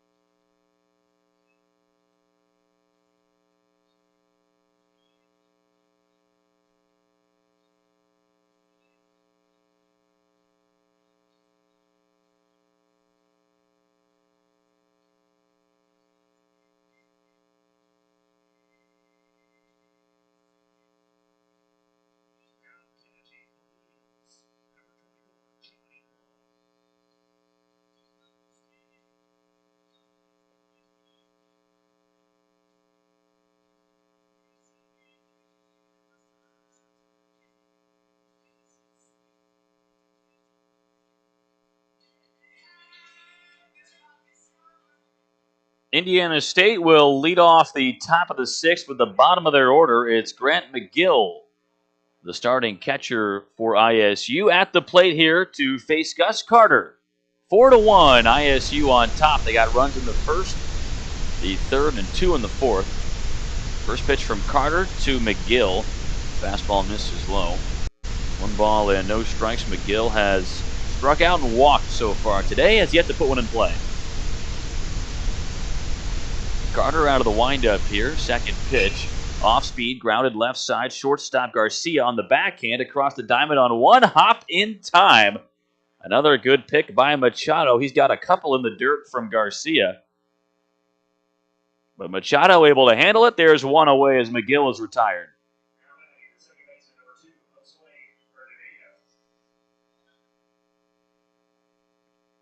Yosu Urdaneta at the plate.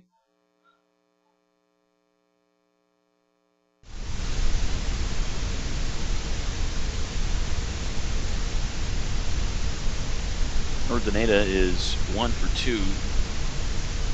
Actually 2 for 3 so far. He takes a ball there. He had an RBI single his last time up. He's also bunted for a hit. That was the first at-bat of the game. Now to Venezuela. Urdaneta takes ball 2. Fastball up now. Eagles and Sycamores here tonight. ISU coming down from Terre Haute. This ball is hit into left field down the line. Ellis has to run to go get it. Urdaneta on his horse to second, and he slides in safely with a double. Urdaneta's third hit of the day.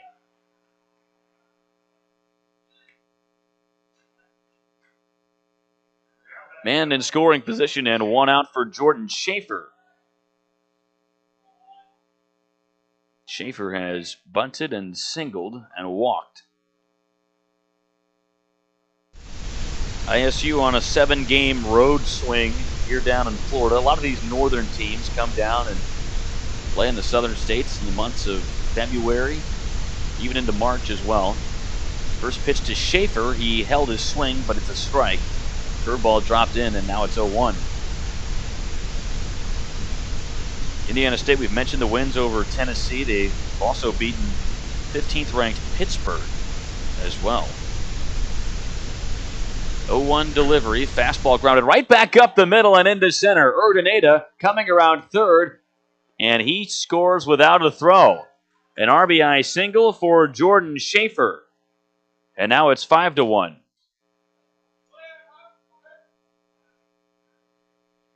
Schaefer gets his second hit of the day. And now Max Wright comes to the plate with 1 on and 1 out here in the top of the 6th inning. Indiana State has now scored runs in 4 frames, 4 of the 6. Carter delivers. The slider just barely gets the outside edge. Wright didn't like the call. He looks back at home plate umpire Hank Himmonen.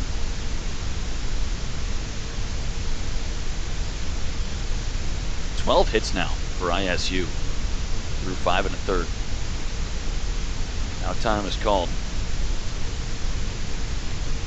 We mentioned that the Sycamores use the JUCO transfer route a lot. They've got 16 players that at one time played with a junior community college. Wright gets a hold of this one. Smell you later. Oh, no, it stays in. That was caught. That ball was way up into the lights. Everybody thought that was gone. And Jalen Townsend ran it down on the track. That ball was killed to right field and somehow it stayed in.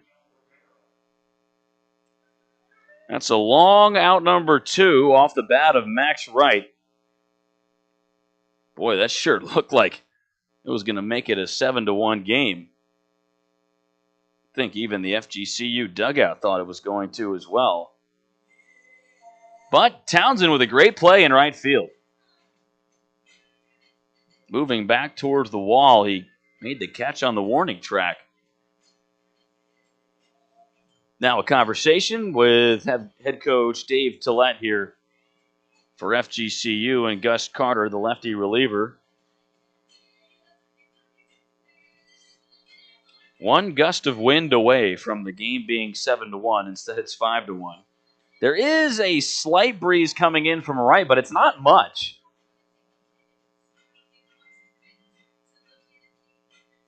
That ball just kind of got stuck out there in right after it was launched off the bat of Max Wright, who's got 3 home runs on the year. He leads the club. There's 2 outs, and the runner is Schaefer on first. And now it's Miguel Rivera at the plate. He had an RBI double back in the first. Now a pickoff move. Schaefer heading to second to throw down. It's in time, and the tag is applied for out number 3. Jordan Schaefer erased from the base paths. Carter with the pickoff move. Schaefer was heading to second anyway, and the throw from Machado was accurate and timely. 5-1. The Sycamores get one there in the 6th inning off an RBI single from Jordan Schaefer. It's a 4-run deficit for the Eagles when we come back on FGCU live stream.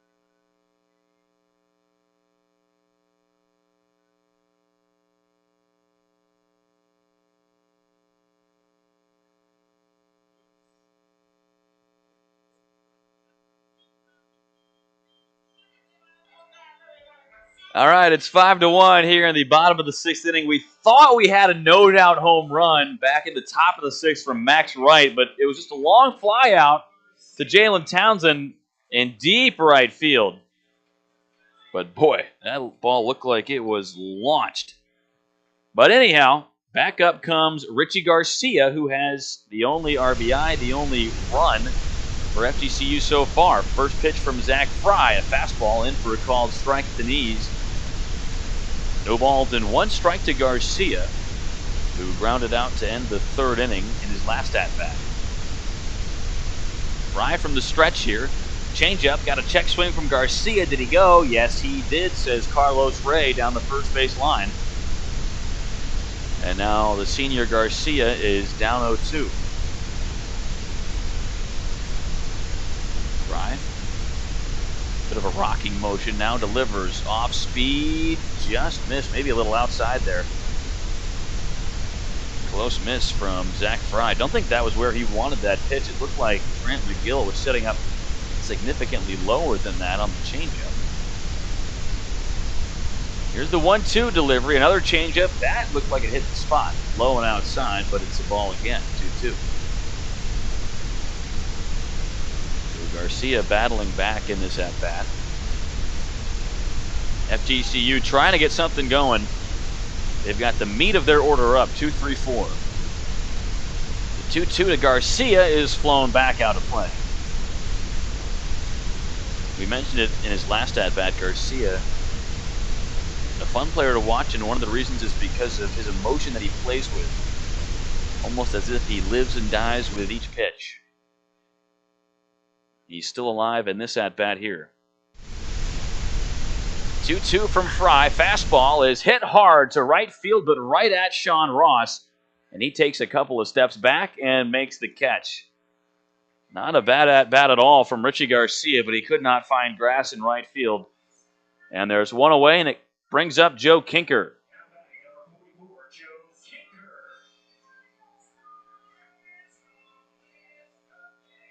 FGCU would love to see Kinker replicate the success that he had this past weekend on Friday when he went 5 for 5 with 4 ribbies.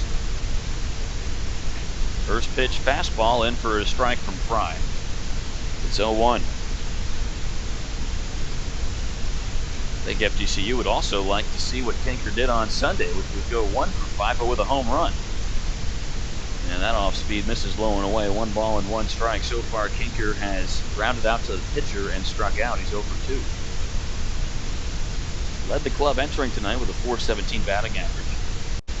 1-1 is popped up off the end of the bat, foul territory, first base side, and that lands safely out of play.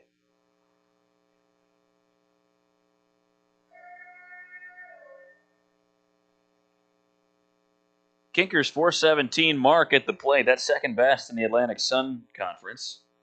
His 12 RBIs on the season are tied for the conference lead. 1-2 from Fry. Fastball missed outside. Came in at 85 miles an hour, about a ball length off the plate. 2-2. Righty to a righty with one out here in the bottom of the sixth. Fry again. This one popped up into shallow right field. Sean Ross glides underneath it, and it's an easy out number 2. Clinker is retired, and with 2 outs, up comes Alejandro Figueiredo.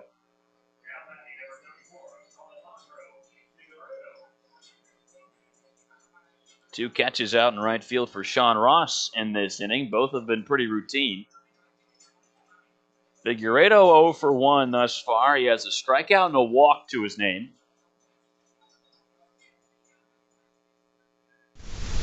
Figueiredo yet to really get going this season. He was 7 for 34 coming into tonight. He swings and misses at the first pitch there. He's down 0-1 after a nice changeup from Zach Fry. 2 outs here. Cleanup man at the plate for FGCU. Fry to the plate, and that fastball is blown right by Figueiredo. All right, so now Zach Fry, the reliever for the Sycamores, has Figueiredo on the string. 0-2. Right-hander delivers again. Off speed is lifted into left field. Coming in is right, and he makes the catch. So 3 balls to the outfield, 2 to Sean Ross, 1 to Max Wright. All are caught. It's a 1-2-3 inning for Zach Fry, and his Sycamores have a 5-1 lead as we move on to the top of the 7th here at Swanson Stadium on FGCU Livestream.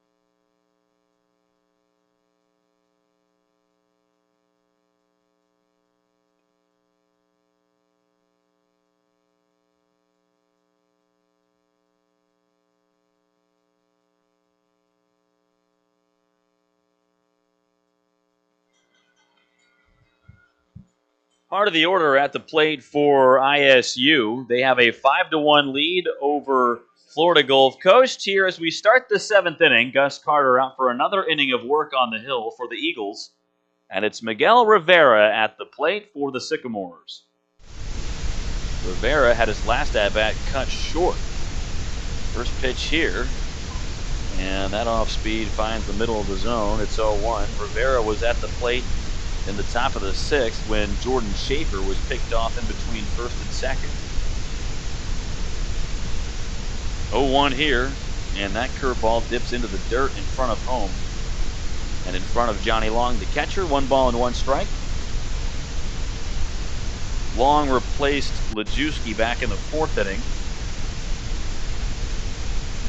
Third pitch from Carter, and the slider misses low and away. So 2 balls and 1 strike.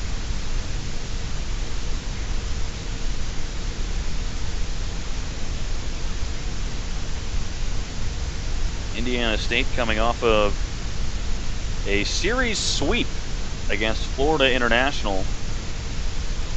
2-1 is fouled back by Rivera, 2-2.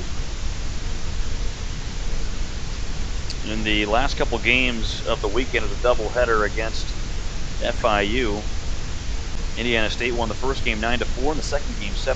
So in control of both of those ball games. They did not commit an error on either game this last Saturday. This is flown out of play by Rivera again, 2-2. No errors on Saturday in both of those games. And Indiana State had 10 hits in each of those two as well. They've got 12 already today against FGCU. Off speed is barely fought off foul by Rivera. It's still 2-2. Indiana State out of Terre Haute, Indiana. It's in the west part of the state. Metropolitan population of about 170,000 people. The Queen City of the Wabash. 2-2. Just missed out there from Carter. He thought he had strike three. Instead, the count is full here to Rivera.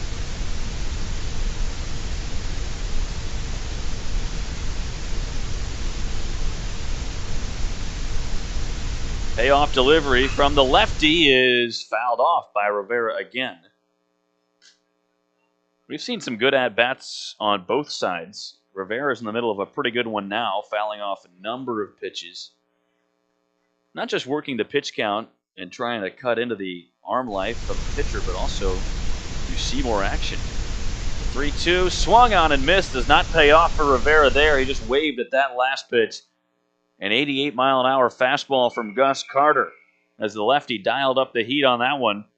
And he's got himself out number one here in the top of the seventh. And that looks like it's going to be the end of Gus Carter's day. As coming out is Dave Tillett.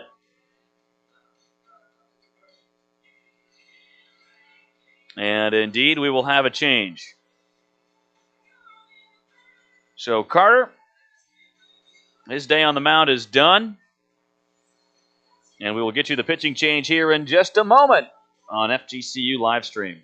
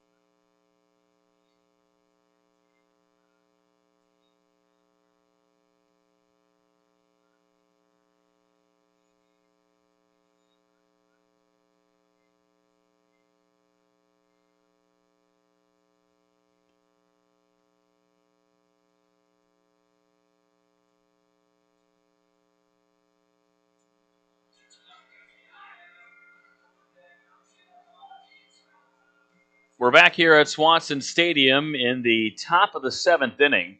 We've got one out, and the new arm is Tyler Shuck, a right-handed pitcher for FGCU. 6'3", 210-pound junior from nearby Cape Coral, Florida.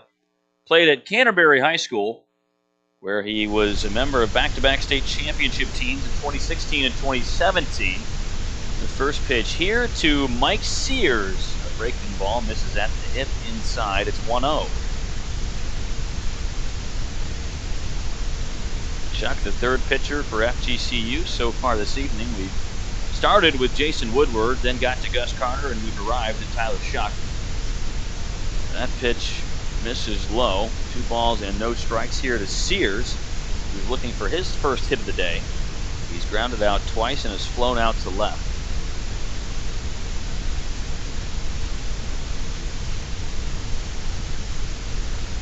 Shuck working out of the windup. And there he finds the strike zone. Fastball fits in. It's 2-1. Back in 2019, that was the last full season that anybody played at the collegiate level. Shuck made 17 appearances on the mound. Started 4 games. This one popped up in the air, back behind home plate to the first base side a little, and that's out of play. 2 balls and 2 strikes.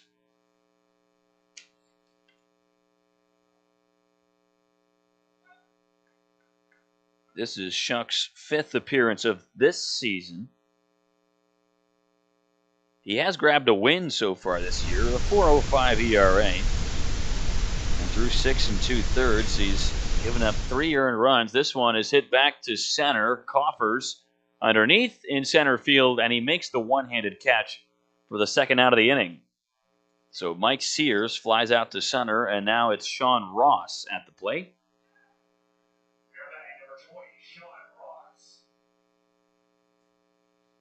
Ross having a pretty good evening, I should say. He's 3 for 3, 2 doubles, or 1 double and 2 singles. His double was maybe the weakest hit ball that he's put out there so far tonight.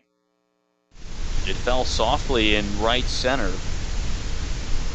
Watches a breaking ball outside there from the right-handed Tyler Shuck. But Ross's double landed right in between Jalen Townsend and Mark Coffers, as those two could not figure out a way to make a sporting effort at it. 1-0 to Shuck. Curveball, and that bounces about a foot in front of home plate. 2-0. Shuck through 6 2/3 has struck out 9, walked 3. Giving up those 3 earned runs.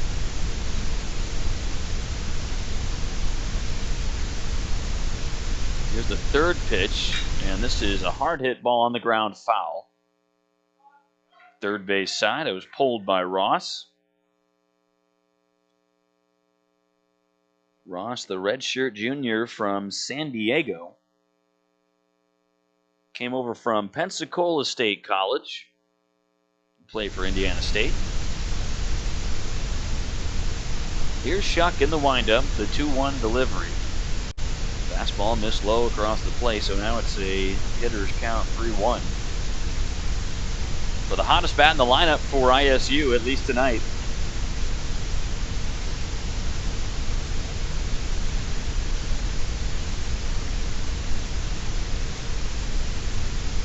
Fifth pitch of the at-bat. Fastball right back up the middle. Shuck gloves it, and he runs it over to first for the 3rd out of the inning. It's a 1-2-3 frame with a pitching change in there. Shuck gets 2 outs on no hits, no errors here in the top of the 7th. It's time to stretch, and when we come back, we'll get you the home half of inning number 7 at Swanson Stadium. FGCU trailing Indiana State 5-1.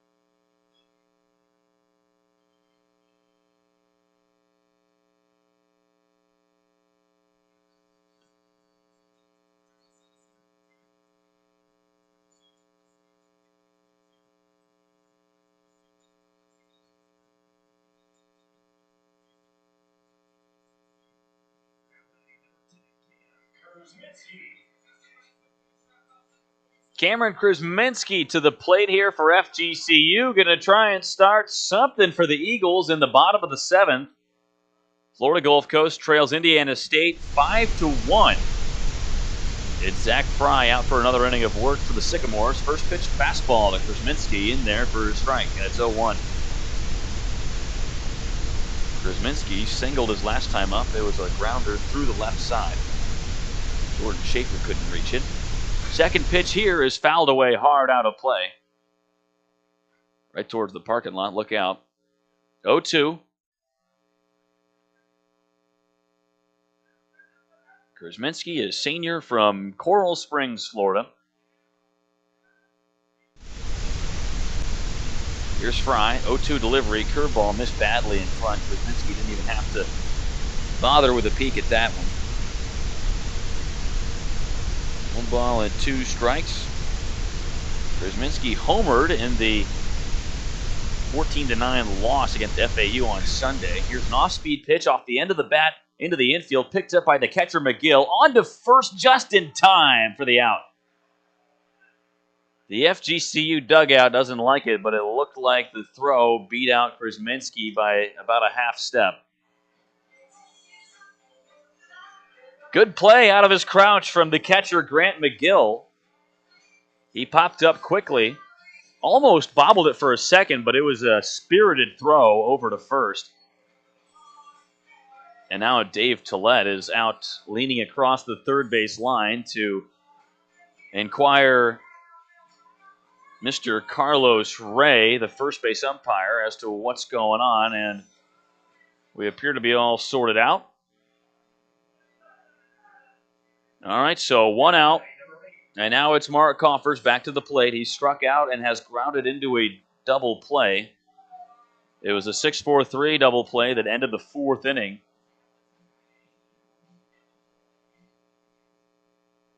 Fry has looked good here for Indiana State, has not allowed much. This one is lined into left field.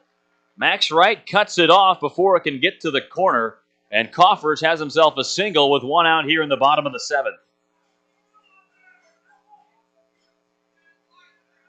First hit of the day for Mark Coffers.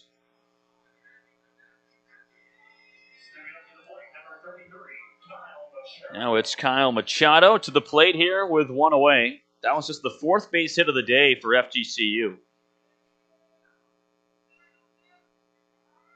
Machado is 0 for 2 so far, and now Brad Vanderglass, the pitching coach for Indiana State, is going to head out for a quick chat with Mr. Fry.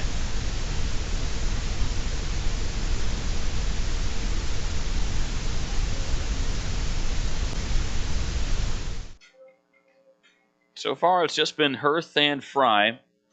They both look good, limiting FGCU to 4 hits. We have not had an error yet in this game, although we have had some miscues. Remember, there was the play in right center where the outfielders for FGCU, Jalen Townsend and Mark Coffers, could not combine to make the play. There was also a double play ball hit to Cameron Krusminski at second base. That should have been a double play, but Krusminski bobbled it. Was only able to get out the 1 lead runner at second. But a run from third did score on the play. So if Krusminski could have rolled that cleanly, we'd be at 4-1 and not 5-1. That was back at third. Kyle Machado at the plate.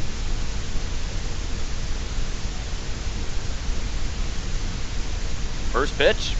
Off speed in the high half of the zone for strike 1. Machado played very well in the losing effort to FAU. He was 2 for 4 with a solo home run in that 14-9 loss to the Owls. And this changeup is fouled off the end of the bat over to the friendly dugout on the third base side.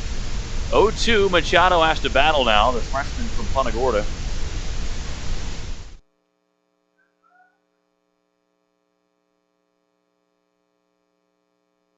The runner is Coffers on first, as our home plate umpire, Hank Himinen, needs some more baseballs.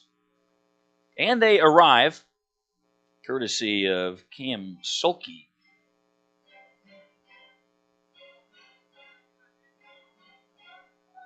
All right, so 0-2 here. One out. Bottom of the seventh. FGCU looking to score their first run since the first inning. It was an innocent enough start for the Eagles. They had a solo home run from Richie Garcia, but the bats have been silent since. Righty to a righty here.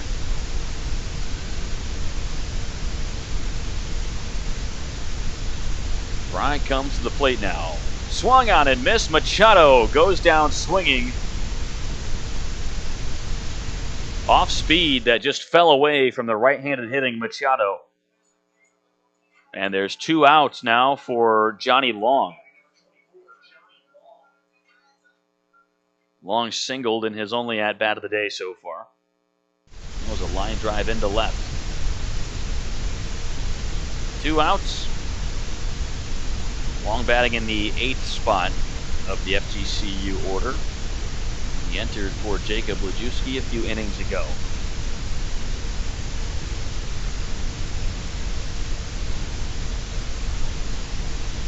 Opening pitch here from Fry. Runner takes off. That is hit foul.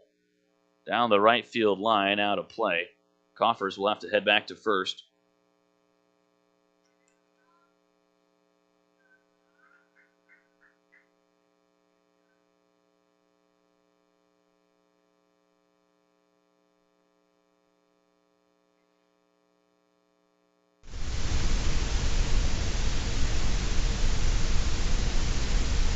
Oh, 1 here to Long. The second pitch taken for a strike. 80-mile-an-hour changeup that Fry got a little lucky with. He left it up in the zone, and Long let it go by. No balls and 2 strikes here.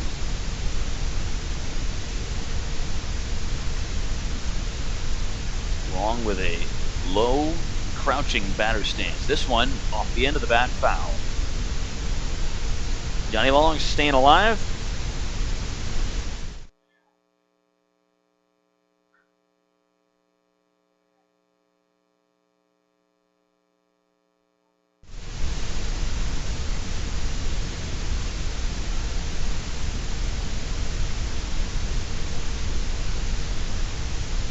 Here's the 0-2 again from Fry.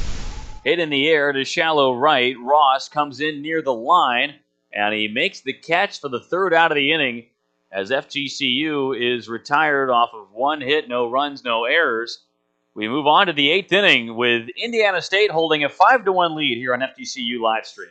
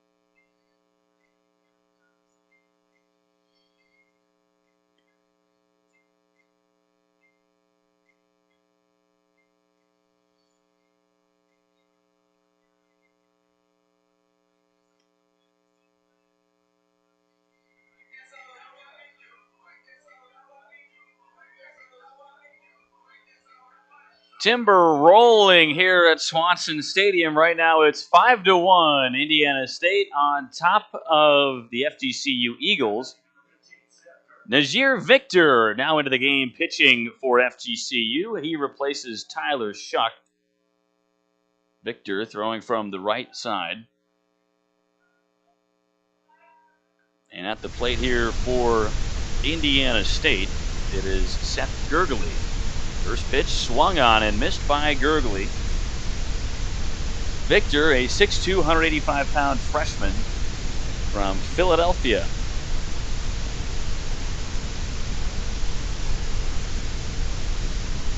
Making his 4th appearance of the year here. Second pitch from the right-hander, a hard fastball. That's outside. 1 ball and 1 strike. That's the first time we've seen the radar gun hit 90 tonight.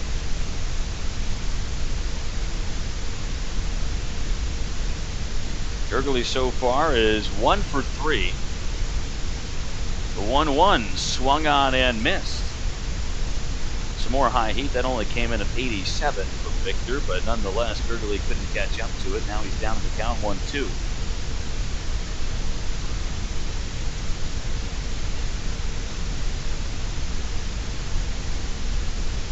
Fourth pitch of the at-bat here from Najir Victor. Swung on and missed. Nothing but heat from the righty. And Gurgley goes down swinging. There's 1 away, and up comes Diego Jimenez. Top of the 8th here, 1 out. Jimenez at the plate. ISU, a good program. They have been the last couple of years. They're off to a good start this season, and it's a very good hitting program under head coach Mitch Hannes here. They've got 12 already. First pitch to Jimenez is lined up the middle, fielded on the forehand by the shortstop Garcia. Throws to first, and a good stretch by Machado. That's out number 2. Diego Jimenez is retired, and Grant McGill comes up to the plate now. At plate number 5, Grant McGill. 2 outs. McGill is 0 for 2 so far. He's grounded out and struck out. He has a walk as well. Victor working out of the windup here. His first inning of work, he delivers a strike there. And it's quickly 0-1 to McGill.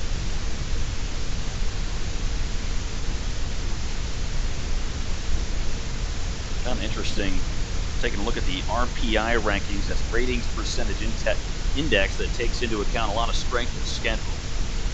0-1 misses. 1 ball and 1 strike.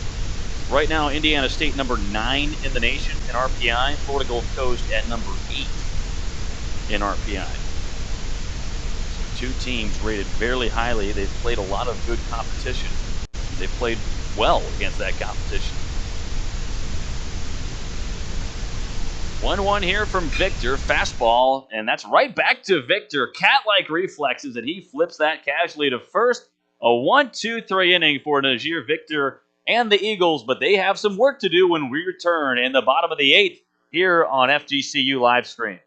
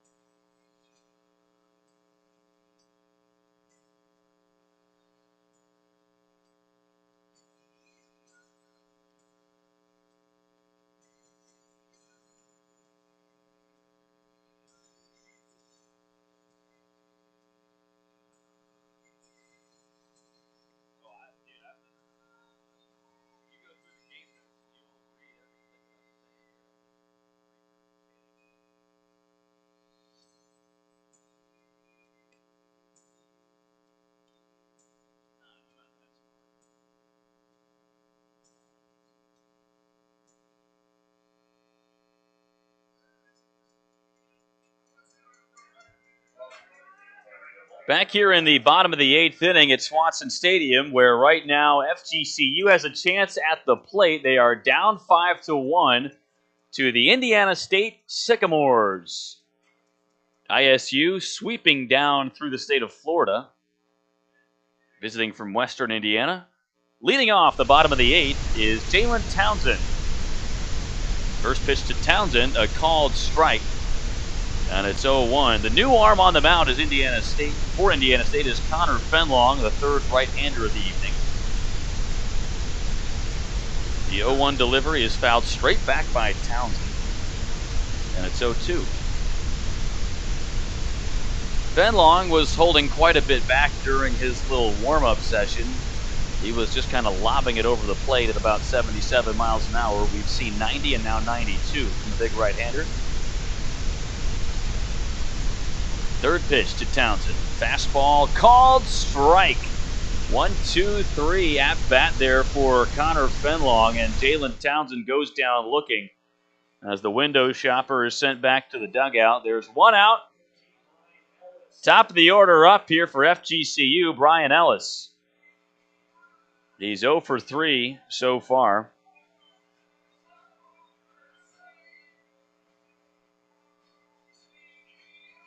You know, there's a lot of basketball going on here this week, conference tournaments. The Atlantic Sun for FGCU and the Missouri Valley for Indiana State, they've already wrapped up their conference tournaments. Some teams have punched tickets to the NCAA college basketball tournament as Ellis takes a ball low. Loyola Chicago and Sister Jean won the MVC. Indiana State was the 4 seed in that tournament. They beat Evansville and then lost to the 1 seed Loyola Chicago. There's a called strike to Brian Ellis, 1-1. In the ASUN tournament, FGCU, they beat the 3 seed Lipscomb. That was an upset, 72-60, but then they lost to North Alabama. There's a ground ball through the left side of the infield, so now the Eagles have a runner on with 1 out.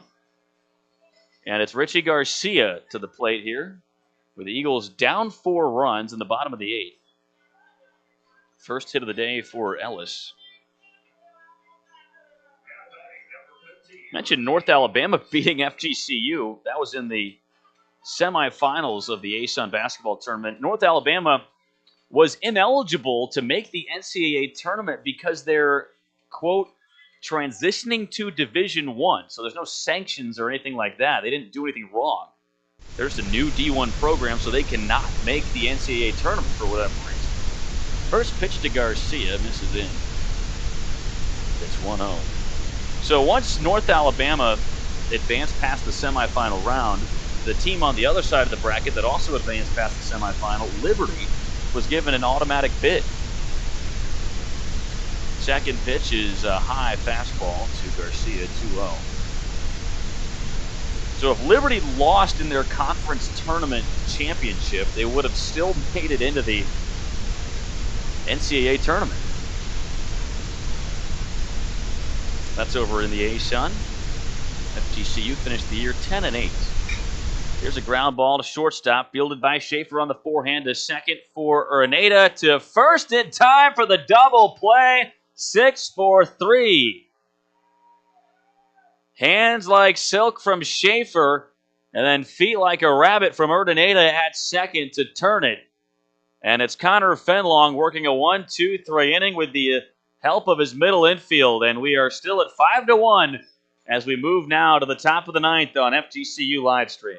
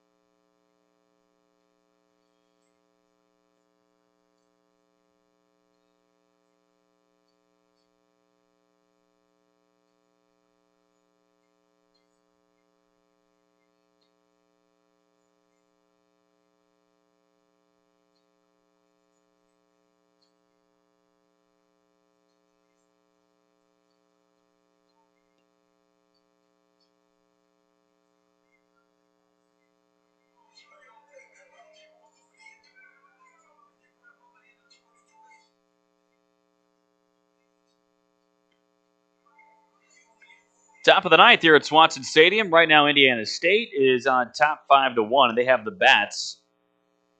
New gun in the game for FGCU, Hunter McGarry, a 6'2", 200-pound senior from Bradenton, Florida, also played at the State College of Florida, the Manatees. And now he's on the hill here. For McGarry, this is his 6th appearance this season. So far, through 6 1/3, he's given up 6 earned runs, 6 walks, 5 strikeouts, and he's got the top of the order up, Yosu Urdaneta.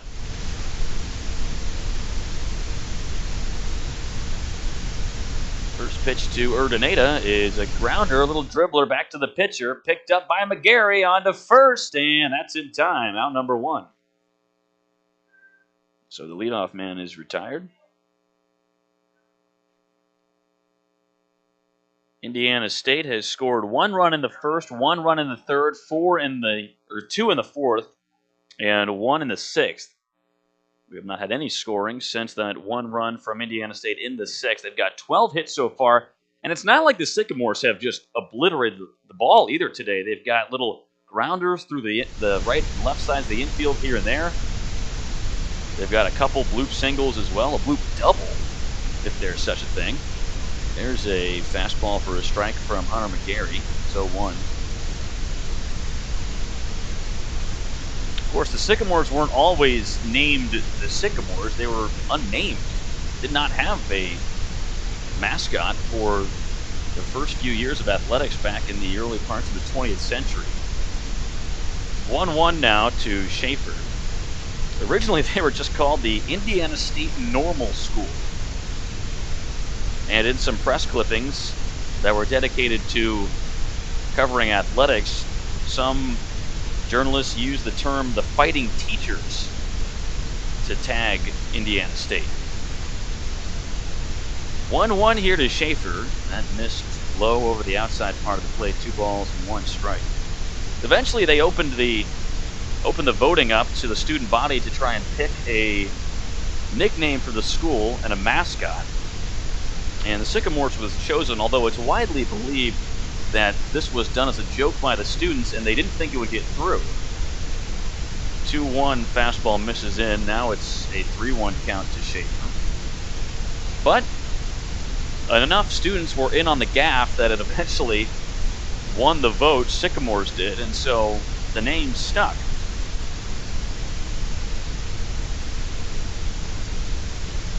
Three-one. Here's McGarry, a get-me-over fastball. Full count.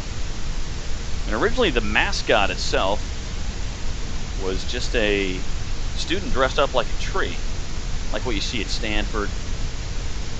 But the problem in Indiana is that some of the other mascots in the state is a cardinal, a dog. Here's a ground ball to Garcia. He fields it a short, clean play in time to beat out Schaefer. And when you've got other such mascots, like a bulldog with Butler or the Ball State Cardinals, well, you run into some issues when you have a student dressed up like a tree, as you can imagine. So eventually, Indiana State came up with the mascot Chief Uwabachi in 1969. And eventually that was discontinued, and I'll let you use your imagination to figure out why. First pitch here to Max Wright. Fastball at the knees. That's a good pitch there from McGarry. It's 0-1. But after Chief Uwabachi got the boot in 1989, Sycamore Sam was adopted as the mascot. It's like a little fox-looking creature. But now he's loved and adored by the Indiana State faithful. Good miss there from McGarry. Must have just been a bit out. It's 1-1. So there's your lesson for the night on Indiana State mascot heritage and history.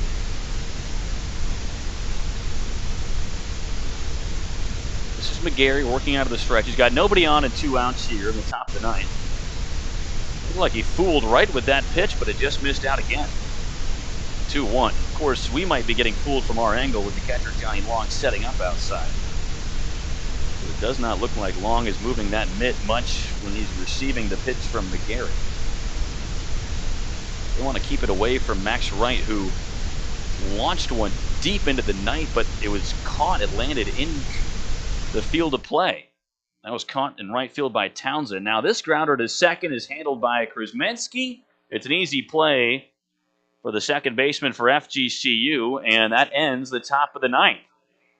So 5-1 when we come back for the home half of inning number 9, and that'll be the last chance at the plate here for the Eagles. They got to get something going when we return on FGCU live stream.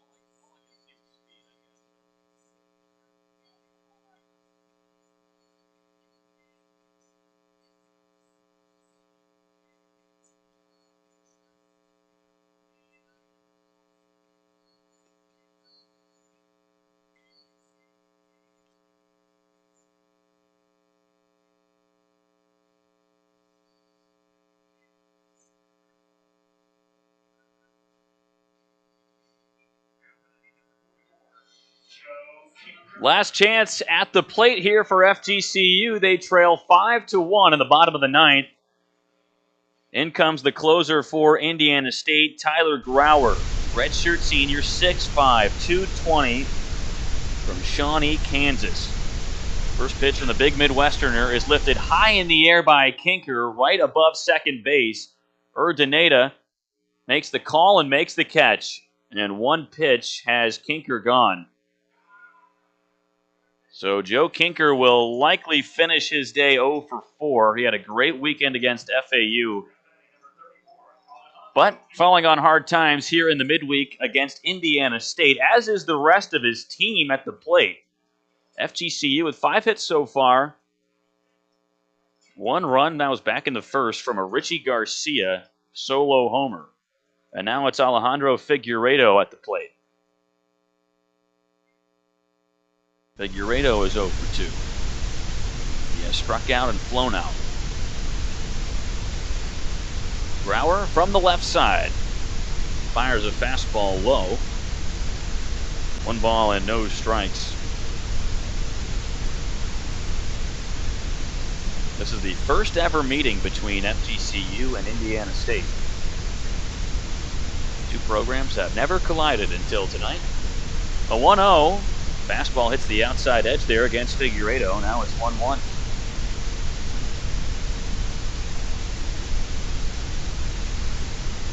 Grauer, the first lefty that we've seen tonight on the hill from ISU and Coach Mitch Hannes. Third pitch of the at-bat. Looked like a fastball on the outside black again. Now it's 1-2 to Figueiredo. couple of big boys here back to back. We had Tyler Grauer and earlier Connor Fenlong at 6'4", 230 on the hill for ISU. The 1-2 swung on and missed. Fastball, fastball, fastball, breaking ball. Grauer gets the strikeout as Figueiredo heads back to the dugout. And the next batter here is Cameron Krasminski. He has been hit by a pitch and he's singled. He also kind of nubbed one out in front of home plate that was picked up by the catcher Grant McGill. 2 outs in the bottom of the 9th. Grauer out of the stretch as the closer deals, and that's a great fastball in the low part of the zone. Krasminski kind of lulls his head back, doesn't like that one. Tough spot there, not a lot you're going to do with that on a first pitch. 0-1 here. Grauer again, this breaking ball hit badly there next to home plate. It's 1-1. Not a save situation for Tyler Grauer. He has 2 on the season. This is his 5th appearance out of the bullpen for Indiana State. Through 6 innings, he has 9 strikeouts to his name. He's also given up 8 hits in those 6 innings. Here's the 1-1. Fastball is popped up out of play. Krasminski frustrated. He felt like he was right on that, but could not square it up. Now it's 1-2. FGCU down to their last strike.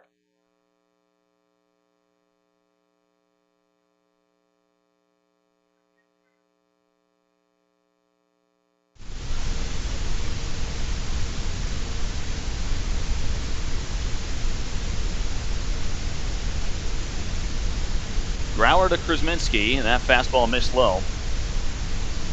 McGill tried to frame it, but it's 2-2. It's been a solid performance here by Indiana State and their pitching staff, especially here late in the game, clamping down. 2-2 from the left-hander, and that bounces again in front of McGill. Now it's a full count.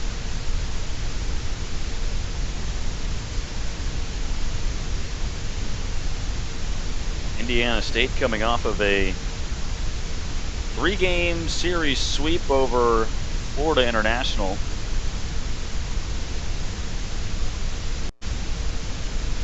Looking to continue their good run here in the state of Florida, but this is hit back to right field. Ross at the wall, and that gets down in the corner to second.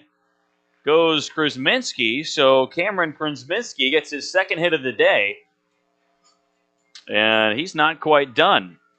2 outs in the bottom of the 9th and a hard hit ball into the corner in right field. Mark Coffers comes up now. Coffers singled his last time up. It was a hard hit ball into left. He's also struck out and grounded into a double play. Eagles hoping for a rally here.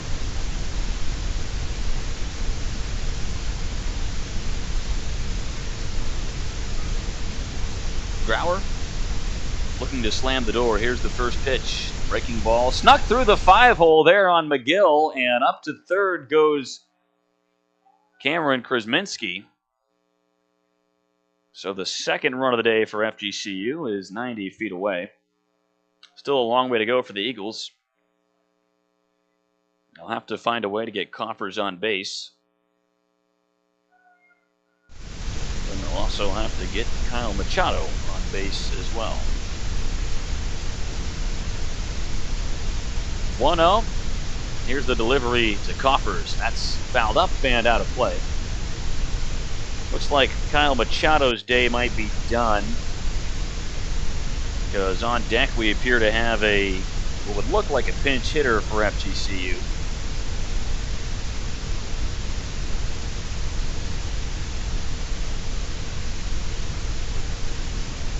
One. 2 outs here in the bottom of the 9th. Grauer misses high and outside. 2 balls and 1 strike to Coffers, senior from Naples.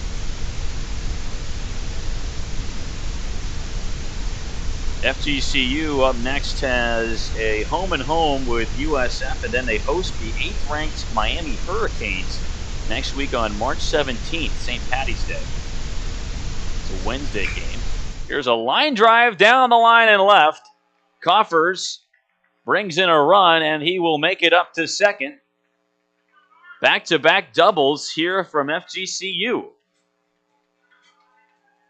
Now it's 5-2.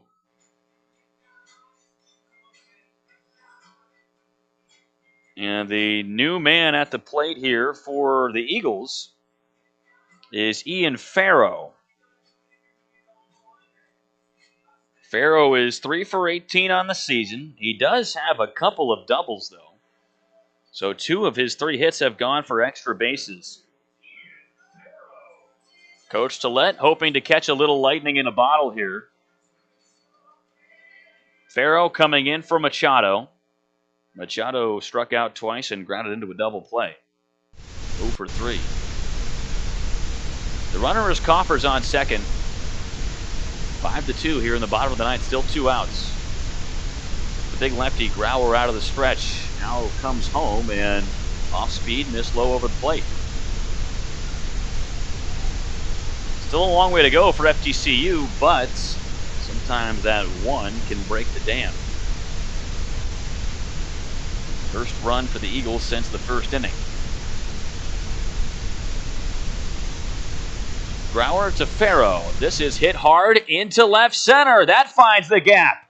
Coming around third and heading into score is the runner Coffers, and it's 3 doubles in a row as Farrow trades places with Mark Coffers, and it's 5-3 now. And the tying run is at the plate. So Ian Farrow has 4 hits this year, and 3 of them are doubles. And now it's Johnny Long at the plate.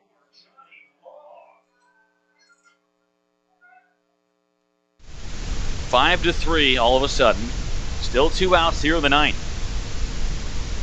Grauer just trying to get back to the bus here.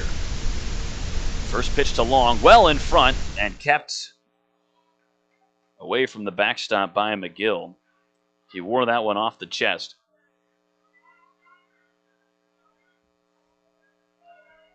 1-0 to Johnny Long, freshman from Naples.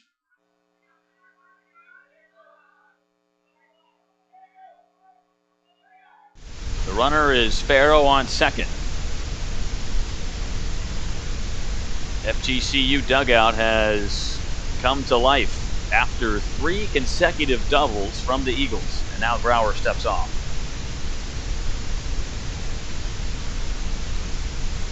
Long checked in for Jacob Lejewski back in the 4th inning. Here's the 1-0 from the left-hander. Fastball is grounded foul down the third base line. That was gloved by Diego Hinez. Hinez playing close to the chalk over at third because that was screaming down the line, and Hinez got there pretty easily on the backhand. Some space for Johnny Long in between third and short. Infield shifted over to Long's pull side a little bit. The second baseman, Urineta, is close to the bag at second. But the outfield is shaded to his opposite side. 1-1 here. Fastball is a called strike, and that's a huge call. Fastball barely got a piece of the low part of the zone. Johnny Long's got a low crouching stance, but that was a tough one. 2 outs. FGCU down to their last strike here with a tying run at home plate. Jalen Townsend's on deck, waiting his chance. 1-2. Grauer delivers. Off speed. That's a grounder to the left side of the infield, and that gets through. Holding up at third is the runner, Farrow. Quickly to it was Schaefer. Schaefer had it go off his glove, and That's what stopped it from leaking all the way to the left fielder, Max Wright. So Farrow stops at third. We've had 4 consecutive hits now from FGCU. And now instead of Jalen Townsend, we're going to have a pinch hitter. The tying run is on first, wearing the 24 car of Johnny Long. Farrow on third. And stepping up now for FGCU is Alejandro Rodriguez. Rodriguez on the season, 5 for 23. That's a .217 mark. He's got 2 ribbies on the season.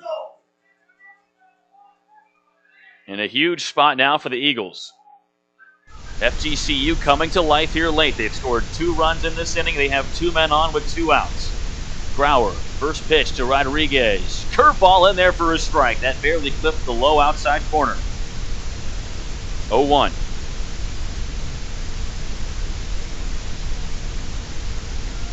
Rodriguez pinch hitting for Jalen Townsend, who was 0 for 3. Lefty to a righty here. Grauer working out of the stretch with runners on the corner. Second pitch, off speed, swung on and missed. Rodriguez was fooled. Back-to-back breakers from the big lefty Grauer. Rodriguez let one go by and he swung right through that one. FGCU down to their last strike once again. Outfield playing straight away. Here's the 0-2 from Grauer. Fastball swung on and missed. As Tyler Grauer ends the FGCU threat with a strikeout. The Eagles came roaring back with 4 base hits with 2 outs in the bottom of the 9th, but FGCU falls short in this one at Swanson Stadium. 5-3 the final, as the Eagle comeback comes up just a little bit short. FGCU moves to 7-4 on the season. Indiana State now has the same mark, 7-4. The Sycamores will be at FAU on March 11th, 12th, and 13th next over in Boca Raton. And FGCU, like we said earlier, will have a home-and-home with USF on March 12th and 14th. And then after that on St. Patrick's Day on Wednesday, right back here on FGCU livestream, we will have FGCU and the 8th-ranked Miami Hurricanes here at Swanson Stadium. So be sure to tune in this weekend for FGCU and USF, and then on St. Patrick's Day as well, Florida Gulf Coast and Miami going at it. But for this one, it's 5-3 the final. Indiana State wins by a couple of runs. They got across 12 hits where FGCU had 9, including 4 there in that last inning. ISU got runs in the first, third, 2 in the fourth, 1 in the sixth. FGCU 1 in the first and 2 in the ninth. 5-3 the final. From myself, Mike Folta, the rest of our FGCU live stream crew, we wish you good night from Swanson Stadium.